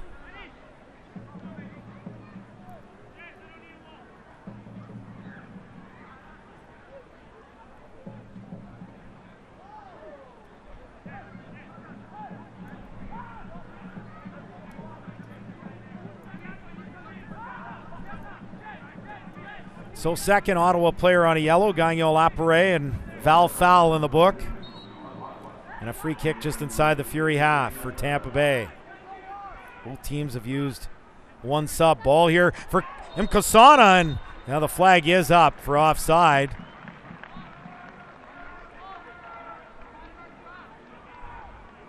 Got in behind the Fury defense. And he was definitely offside by a small margin, but enough as he put that volley on target. Kevin Oliveira now on the Fury bench, getting kitted out and ready to come into this one.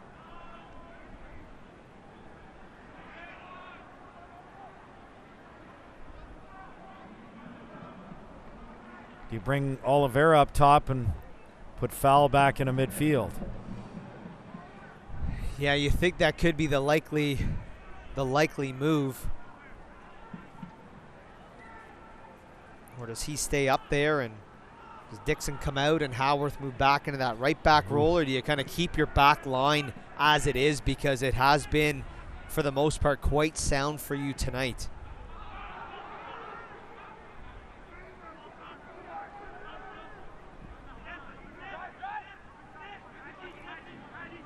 Fury pushing forward through Boscovich. Here's Thiago. Gagnon Lapare towards Tissot. Trying to link up with Barry. It comes back the other way. Here's Steenberger for the Rowdies. Wide right for Tejada. Now Poku. Diagonal ball to the left. Siage. Two defenders on him. It does go off Howarth last. This will be a Rowdies corner, 65th minute. 0-0 as we will see Ottawa's second substitution here shortly, as Kevin Oliveira speaking with the fourth official.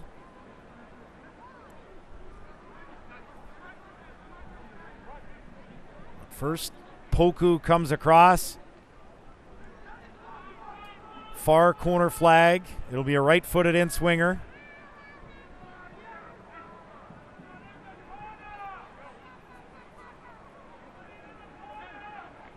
Here's the delivery from Poku. Headed away by Val Fowl. Tejada gets ahead to it. Edge of the 18. It comes back, and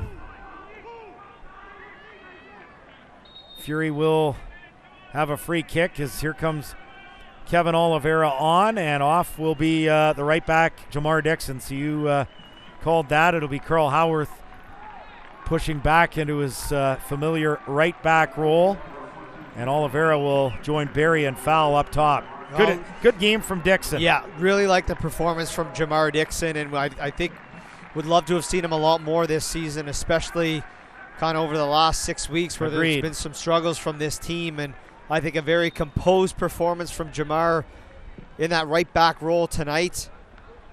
And just very smart, intelligent play. Did the simple things right. And there's been a lot of errors from Ottawa in the last number of games here. And well done from the Ottawa native in his play here this evening.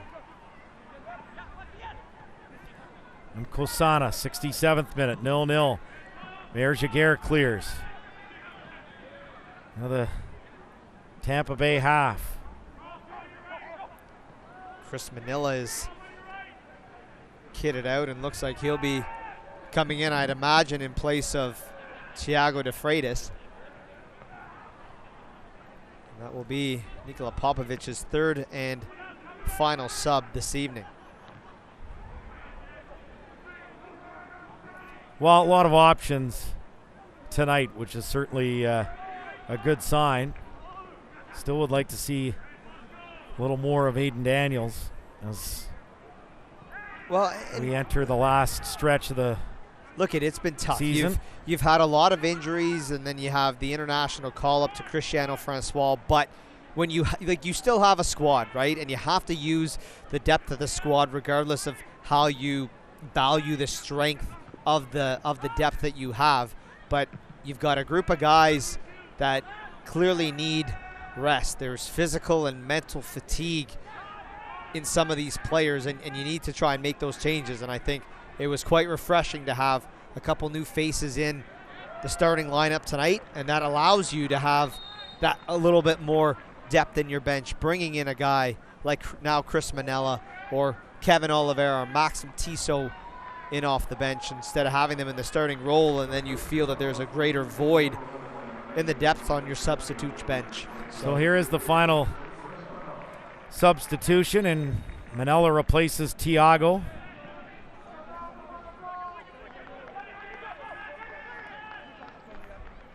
So we enter the 69th minute. Tampa Bay still has 2 available subs at their disposal.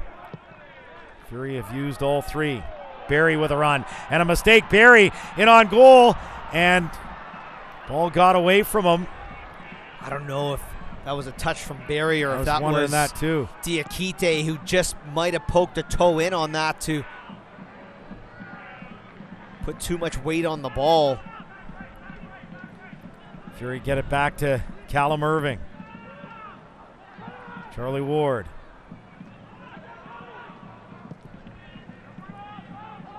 Sent forward and making a run is Oliveira.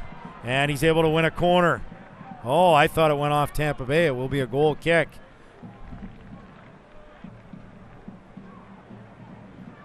So we have a look at the replay here. Yeah, it was a touch by Diakite. Great defensive play by the experienced center back. Gets that left toe poked out and puts too much pace on it as it gets away from Haji Barry, who's put himself in some very good spots here this evening. One factor to consider for the Rowdies tonight, we don't talk about this necessarily all that often about visiting teams here, but looking at the ones that are so used to playing on grass, and they play on some pretty gorgeous grass at Al Lang Stadium. And when you look at some of the other teams that they're playing in that part of the United States, this team probably for the most part plays on a lot of grass, so certainly changes up how you play the ball on the turf. You got to get accustomed to that movement on the surface as well as just kind of what it does to your body. Ball over the head of Carl Howarth as we have now played 70 minutes at TD Place. Still scoreless. Fury trying to climb up the standings and maintain their spot, I think, more than anything, in 8th. Trying to fend off the likes of St. Louis, Birmingham, and Charleston below them. Howarth. Well, they're not focused on what's ahead of them other than the next 20 minutes of this match, but back in action Sunday afternoon here at TD Place, 2 o'clock, when Hartford Athletic come to town, and then they head on the road the following weekend to close out the month of September to take on North Carolina FC, and come back home to start October with a home date Wednesday night, the 2nd, against Indy 11. Travel to Swope Park on the 8th, back home, final home game of the regular season on the 12th before closing things out on the 19th in Charlotte. And then the likely home playoff date, or at least opening round playoff date, if they can't hold down home field advantage in that opening round, will be between the 25th and 27th of October. Well, that certainly looked like a foul on Kevin Oliveira, but no call, and Fury back in possession inside their own half. Mayer Jaguar across for Boscovich.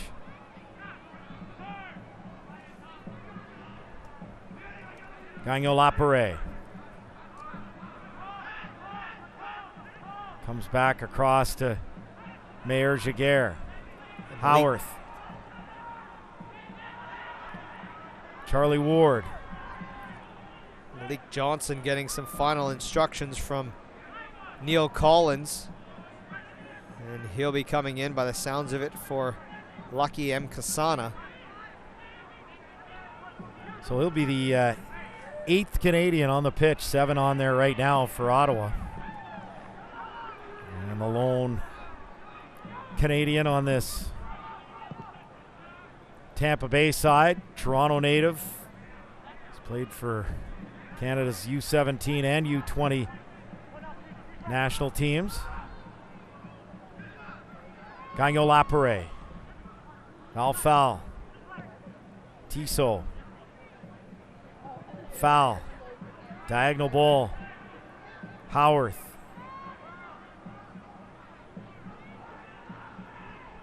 Manella. Gagnon Lapare. Manella back. Mayer Jaguar. Gagnon Lapare for Tissot. Halfway line, here's Charlie Ward.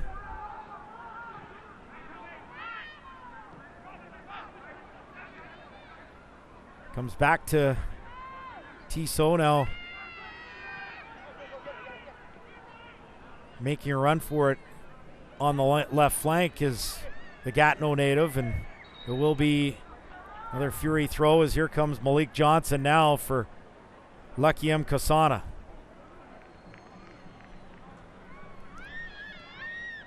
Well, M. Kasana has been a Fury killer in the past, and we didn't see him do too much in terms of individual offensive opportunities, but certainly played a role on a couple of those chances from Jaime Siage this evening.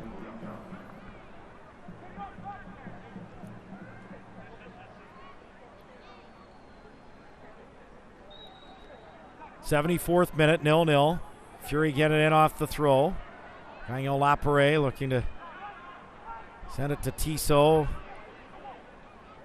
And they force a Tampa Bay error there, as it will be an Ottawa throw. Just that continued pressure from Ottawa, and we've seen that on a few occasions tonight, forcing some turnovers, some missed touches. Here's Gagnon Lapare. He's it back, and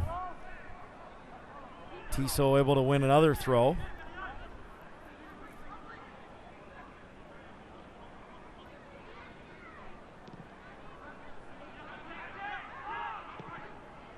Over the top towards Oliveira. Oh, he goes down, and once again the referee waves it off.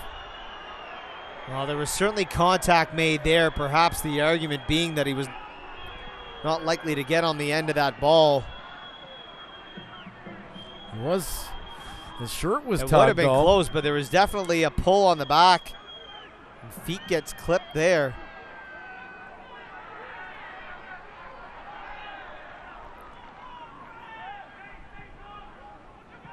Tejada making a run. And shepherding this out of play is Thomas Mayer Jaguar for a goal kick. Ottawa, we've played 75 minutes, so less than a quarter of an hour remaining, plus stoppage time. And 0-0, Ottawa Fury FC against the Tampa Bay Rowdies. Ottawa looking to snap this 4-game losing streak. Heading into Sunday's tilt against Hartford Athletic.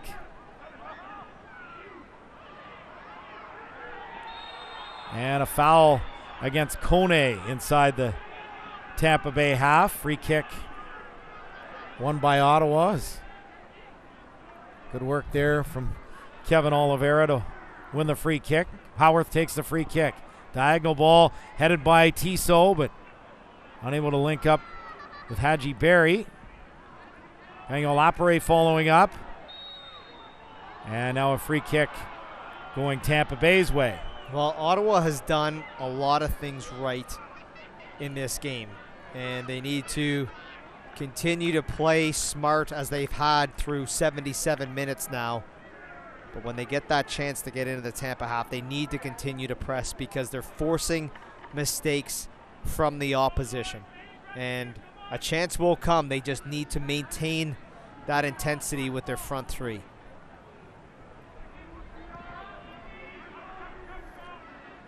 Off the free kick, it's launched by McCarthy into the Fury half, comes to Tissot. Ahead Hadji Berry with the turn at the halfway line. Good work by Val Fowl. Ball for Hadji Berry just doesn't connect. Right idea.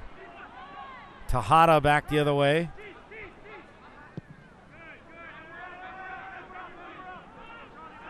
And this will now be a Rowdies throw. 60% possession for Ottawa in this second half, almost 56 overall in the match.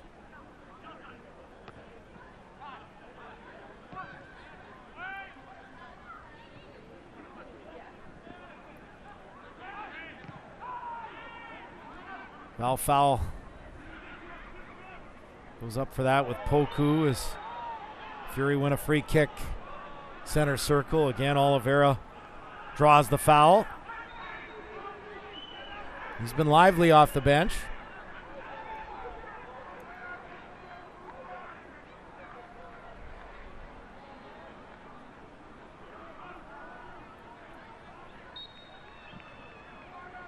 Gagnon-Lapere. Tissot. Gagnon-Lapere. Boscovich, Ward. Boscovich. On the left side, good ball. Across from Tissot, dealt with by Diakite. It will be a Fury throw, 79th minute, 0-0.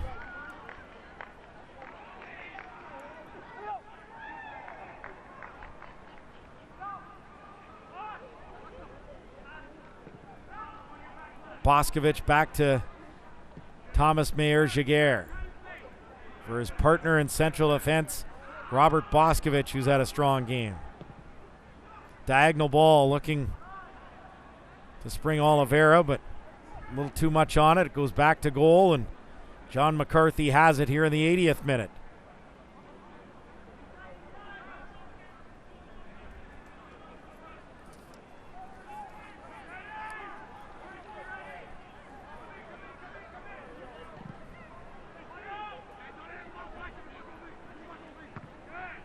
Leo Fernandez looks to be the third and final substitute coming into the match tonight for the Rowdies. As Fury push forward again, cutting into the middle, Val Fowl to Gagnon-Lapere, and looked like it touched him last. Yeah, it will be a goal kick for Tampa Bay. And I think Mohamed Kone is coming out for Leo Fernandez, another ex-Cosmo that we remember from the 2015 season. Brazilian-American. And we'll see how they change their shape, because Kone coming out, certainly not going to see Fernandez play in that back three, so someone's going to drop into that more defensive role.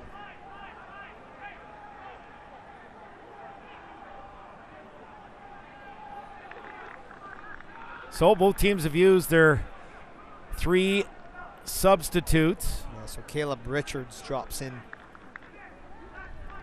to that back three. Goal kick, 81st minute, 0-0. And we'll see if someone can generate a late winner. It was Tampa Bay who defeated Ottawa on a late winner that ended the Fury's 10-game unbeaten streak earlier this season. 93rd minute winner in Tampa, that on the 29th of June. And previously, Tampa has twice scored game-tying or game-winning goals in the final 5 minutes of play against Ottawa Fury FC. So, again, when you look at the arsenal that this team has, Ottawa needs to remain tight.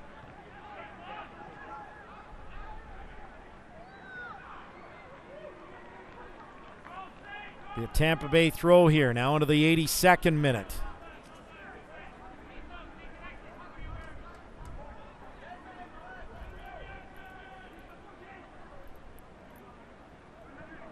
Flicked on, but Mayor Jaguar is there. Sends it high into the air. Barry goes up for the header against Diakite. Comes to Jeremy Gagnon-Lapierre. He wins a free kick center circle.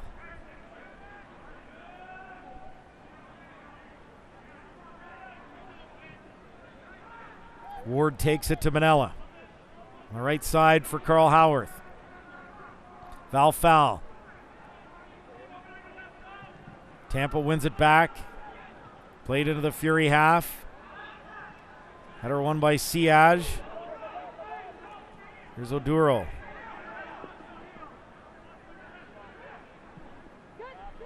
Now on the left side, Fernandez. His ball unable to connect with Tejada. It'll be a goal kick for Ottawa.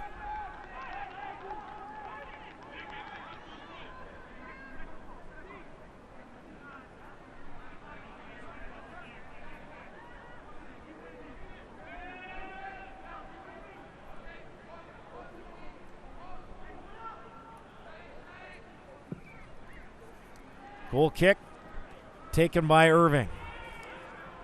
An unsuspecting header there from Val Fowl. Poku wins it for Oduro as Tampa Bay looks to attack down the right side. Here comes Oduro. The cross comes in. Good defensive challenge there from Thomas Mayer Jaguar as Ottawa does concede a corner in the 84th minute. The cross came in on the right side from Malik Johnson. And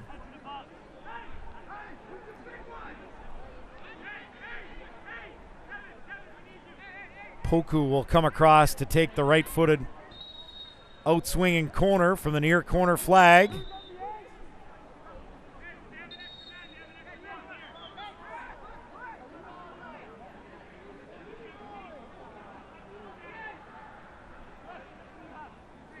Diakite right in Callum Irving's face.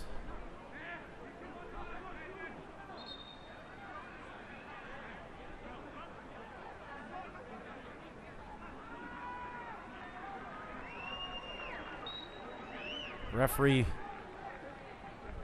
getting him away from Irving near the goal line. Here's the delivery from Poku in the 85th minute. Comes out. Oh, the volley, and that deflected out for another corner. What a good effort that was. As the shot came in, Hadji Barry got the clearance, but it was Tarek Morad with a terrific effort on the volley, and good defensive play by Hadji Barry, and they'll do it again. 86th minute corner. Right-footed outswinger again. This time it's cleared. Boy, it really would be cruel to see Fury concede a late goal here. They've earned at least a point with how they've performed, and they've had the better of the chances. No, it's the best effort we've seen from Ottawa in 6-7 games now, and really pleased with the performance they've put out tonight. And that was an effort that was labeled upper 90, if not for Hadji Barry getting a flick on it, but work still to be done. 5 minutes plus stoppage time to go here.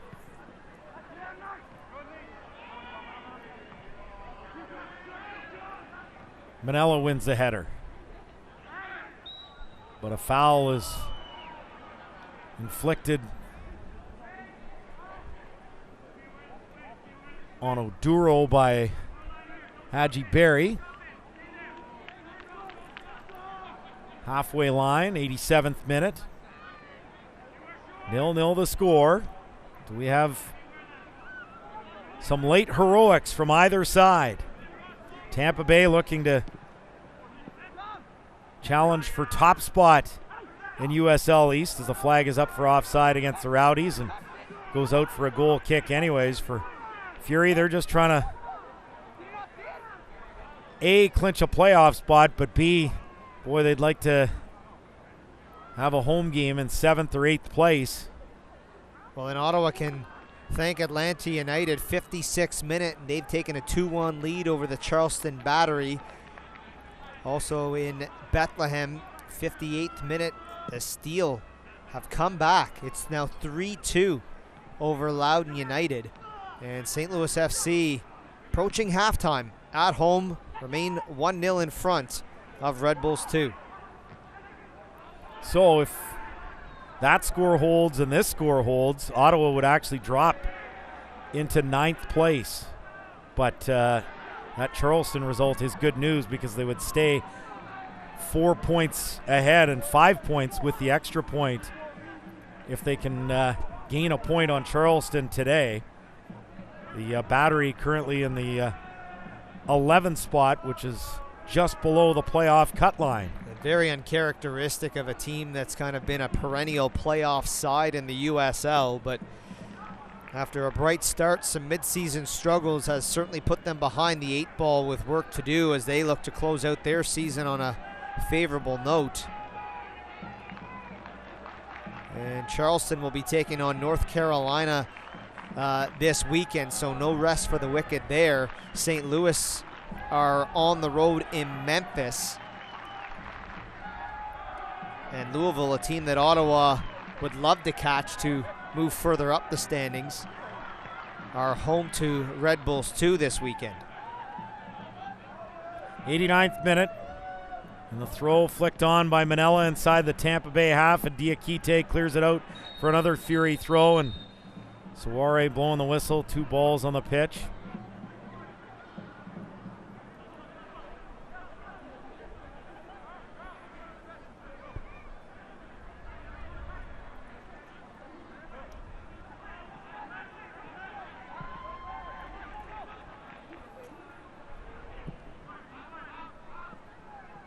Launch forward on the left side for Tissot, able to keep it in play, and once again it'll be a Fury throw near touchline as we now enter the 90th minute at TD Place, 0-0. Ottawa Fury FC against the Tampa Bay Rowdies, and here come the Fury down the right. Good ball from Carl Howarth. Head for Chris Manella goes down, and referee, oh, penalty. It took him a while, but he's pointed to the spot. Well, after about every player in black and red shouting at Matsuware, it took 7-8 seconds after the challenge. I don't know if he saw a signal from his linesman. Certainly looks to be the case as the Rowdies players congregate, but yeah, no question. Chris Manella brought down. And he was incensed, and the call never came. Didn't look like it was going to come. I think he got and some you know help what, from too, his assistant. Yeah, certainly looked that way, but you know what? They've earned an opportunity like this. There's been a few shouts for it as we see there'll be 4 minutes of additional time, but that's not what the focus is here. Val foul on 8 goals this season. Can he make it 9 here in stoppage time and put Ottawa in front? All right, here we go. Stoppage time. Penalty effort from Val foul to put Ottawa in front.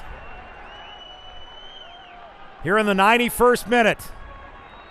From the spot, Val foul steps up and scores! Sends the keeper the wrong way, puts it into the left corner, and in stoppage time, Val foul has given Fury the lead 1-0. Well deserved. Well deserved. 9th goal of the season for Val foul. Vaults Fury FC into the lead here in stoppage time, 91st minute. And there's been a couple shouts for penalties already in this match, including one on Val foul in the first half. He goes to his left. McCarthy dives the wrong way. And Ottawa here now in pole position to claim all 3 points against their rivals Tampa Bay. We still have 3 minutes of stoppage time to get through. And Tampa Bay can have no complaints.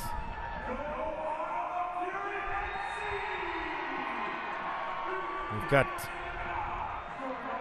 a yellow card. That's going to be the second yellow against Val Fowl.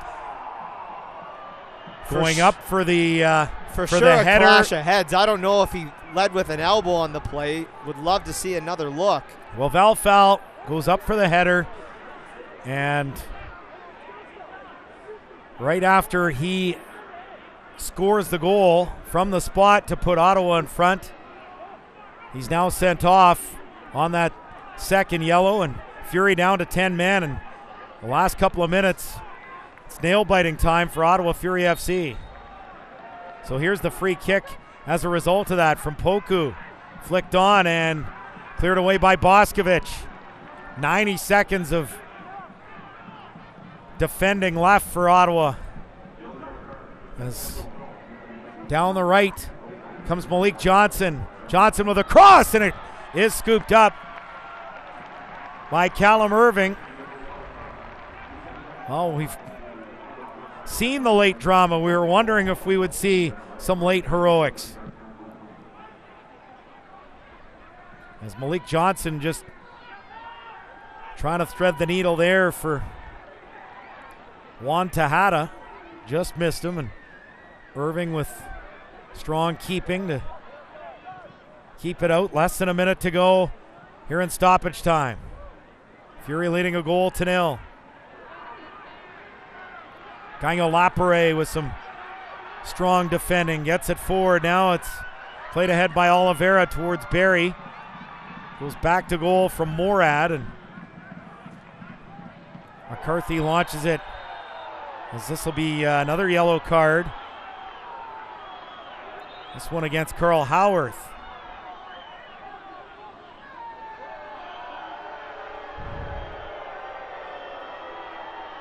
There's been no consistency in anything of the calls tonight from Matt Suarez. I think that's that's a yellow, but you can appreciate the player's frustration when you've seen a variety of calls made, not made. 3-4 minutes later, it's a different call than it was before.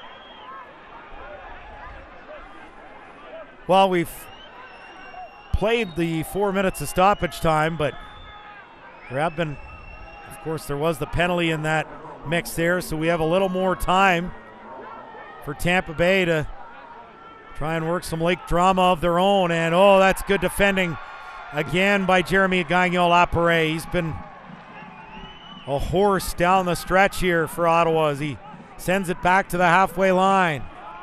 95th minute here at TD Place. Fans urging the referee Suarez to blow the whistle for full time.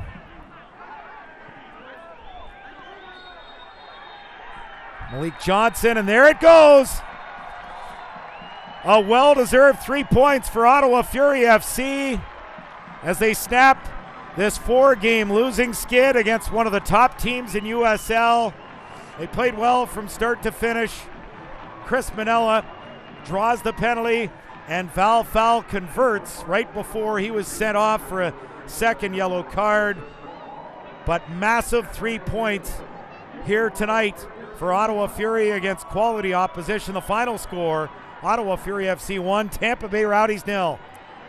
Well, how do you buck a losing streak and get back on things when you need to the most as you head into the playoff push here, and you put a performance in like that against one of the league's best, and you grind out a well-deserved 1-0 victory from Ottawa Fury FC here tonight. The post-match show is next. This is Ottawa Fury FC Soccer.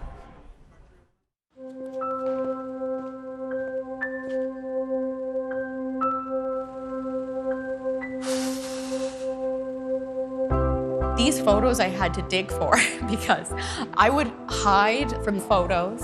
I didn't want to be acknowledged. What I would say to my former self is just get started, just begin.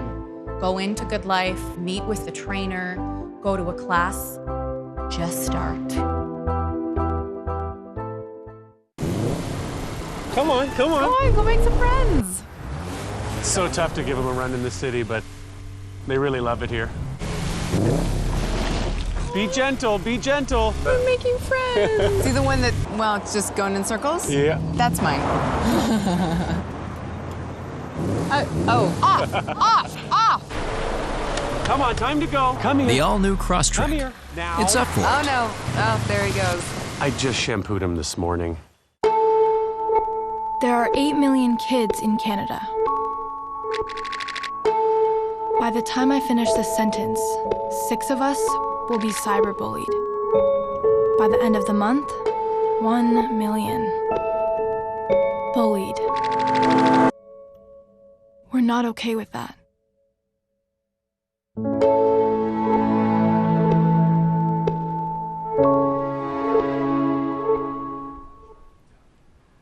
And welcome back inside TD Place. AJ Jakubek, Graham Ivory with you here. Gord Smith as well. 1-0 the final. Ottawa Fury FC defeat the Tampa Bay Rowdies. So back in the win column for Ottawa. Yeah, and a much-needed win for Ottawa. And look, if you're going to try and turn the tide after losing 4 straight, what better fashion to do it against your rivals who haven't scored here since 2015, haven't won here since 2014, but more importantly for Ottawa, you put in a full concrete 90-minute effort like they did tonight, awarded with a late penalty, well-deserved, certainly a call and ones that they maybe weren't getting earlier in the game. You bury the penalty, you take those 3 points, and now you look ahead to Sunday and say, hey, if we can put something together here against Hartford, we can put ourselves back in a much more comfortable position than kind of the nerve-wracking state they've been in for the last couple weeks. Man of the match, boy, there's some good candidates. Val Fell, the goal scorer, Jeremy Gagnon-Lapare in midfield, but what a strong defensive effort here today, and we're going with the Canadian central defender, Robert Boscovich. Yeah, really like the game from Bosco here tonight, and a young player who's still learning his way in this game, and we've seen him called upon several times now in the last couple months from Nikola Popovic, and really like what he brings to the game. His size, his strength, and when you look at the defensive mishaps and woes that this team has gone through in this 4-game losing streak, you needed someone in there who was going to really clean things up. And yes, he's been part of those games too, but you still needed a strong performance from your center backs tonight, and I thought Boscovich was absolutely fantastic in this 1-0 victory this evening. Let's have a look at our final match stats here this evening, and 55% possession for Ottawa, 9 shots to 3, 3 shots on target to none. They were the better team. Tampa Bay had some opportunities, but Fury certainly a full value for the 3 points statistically with the eye test and on the scoreboard as well. Yeah, look, it was anybody's game through 45 minutes, but obviously I thought Ottawa was still in a good position at halftime. And then it was just too pedestrian from the Tampa Bay Rowdies for a good part of that second half. You saw a couple spells there. You look at that one where Haji Berry has to head that one over the bar, and that one keeps it 0-0 at the time. But it really wasn't until Ottawa went in front 1-0 that then it just got all panicky from Tampa, and they're throwing everything forward. Ottawa goes down to 10 men. But that wasn't the second half that the Rowdies needed to take any points away on the road, and full value for Ottawa. Like I said, 90 minutes, and they really needed that, because you look back to that game here where they beat St. Louis 2-1. The first 45 minutes, they were up 2-0, and we said that could have well been the best first half we've seen from Ottawa all season long. St. Louis goes down to 10 men early in the second half, and Ottawa was lucky to escape with any points in that game. And then you saw the lull, the 4-0 loss to Pittsburgh, and things just kind of went in that downward spiral from there, and they couldn't find a way out of it. They needed some things to go in their favor, but they also just needed to work things out themselves and put a 90-minute performance out there that gave them a chance to win. They did that here tonight. They were rewarded for their effort, and now they can focus everything into Hartford on Sunday afternoon. That's our next broadcast, Sunday afternoon, 2 o'clock start from TD Place as they welcome the team that plays the Brass Bonanza. Of course, they won't be playing it here on Sunday, but nonetheless, we'll be playing it in our minds. Fury, and you have to say this, I mean, you win that game on Sunday, you're kind of just battling St. Louis, maybe for 8th. You're worried about 8th. You're not worried about playoffs if you get 3 points on Sunday. That should do it based on just the way things are going statistically. And, at the start of the year, just the way this team played, it should never have come down to this point down the stretch to playoffs. You want to be playing for positions. And if you can get a home playoff game in the 8-9 or 7-10 range, that'd be a nice little treat for the fans who haven't seen playoff soccer since 2015. Yeah, no, the fans deserve it. And look, let's be honest, the team deserves this. The team that we saw for the bulk of this season deserves to be playing in the playoffs and see what they can do in the USL Eastern Conference and beyond. But you got to focus on getting there first. And it's been a struggle through the month of August and into the start of this month here in September. Tonight could be a key turning point for you. They need to use it as a motivational factor. Look back on this game and said, look at all the things that we did right, and we need to continue through that. And I think that also speaks to the things that Nikola Popovic did tonight as well. When you look at the starting lineup that we had, bringing in some rested players because you had guys that were physically and mentally exhausted. They needed a break, and it allowed you to have even more depth on your bench, and bringing in a guy like Kevin Oliveira for the final 25 minutes, half hour of this match. And you could see that it allowed Ottawa to not lose a gear as the game wore on. If anything, they continued to strengthen as the game continued. So lots of positives from the coaching staff and I think from the players. And again, just you got to look at what went right for you tonight and make sure that you maintain that effort. And just one more point on that, what I liked tonight is the positive movement of the ball, right? So many times we've been looking at what was going wrong and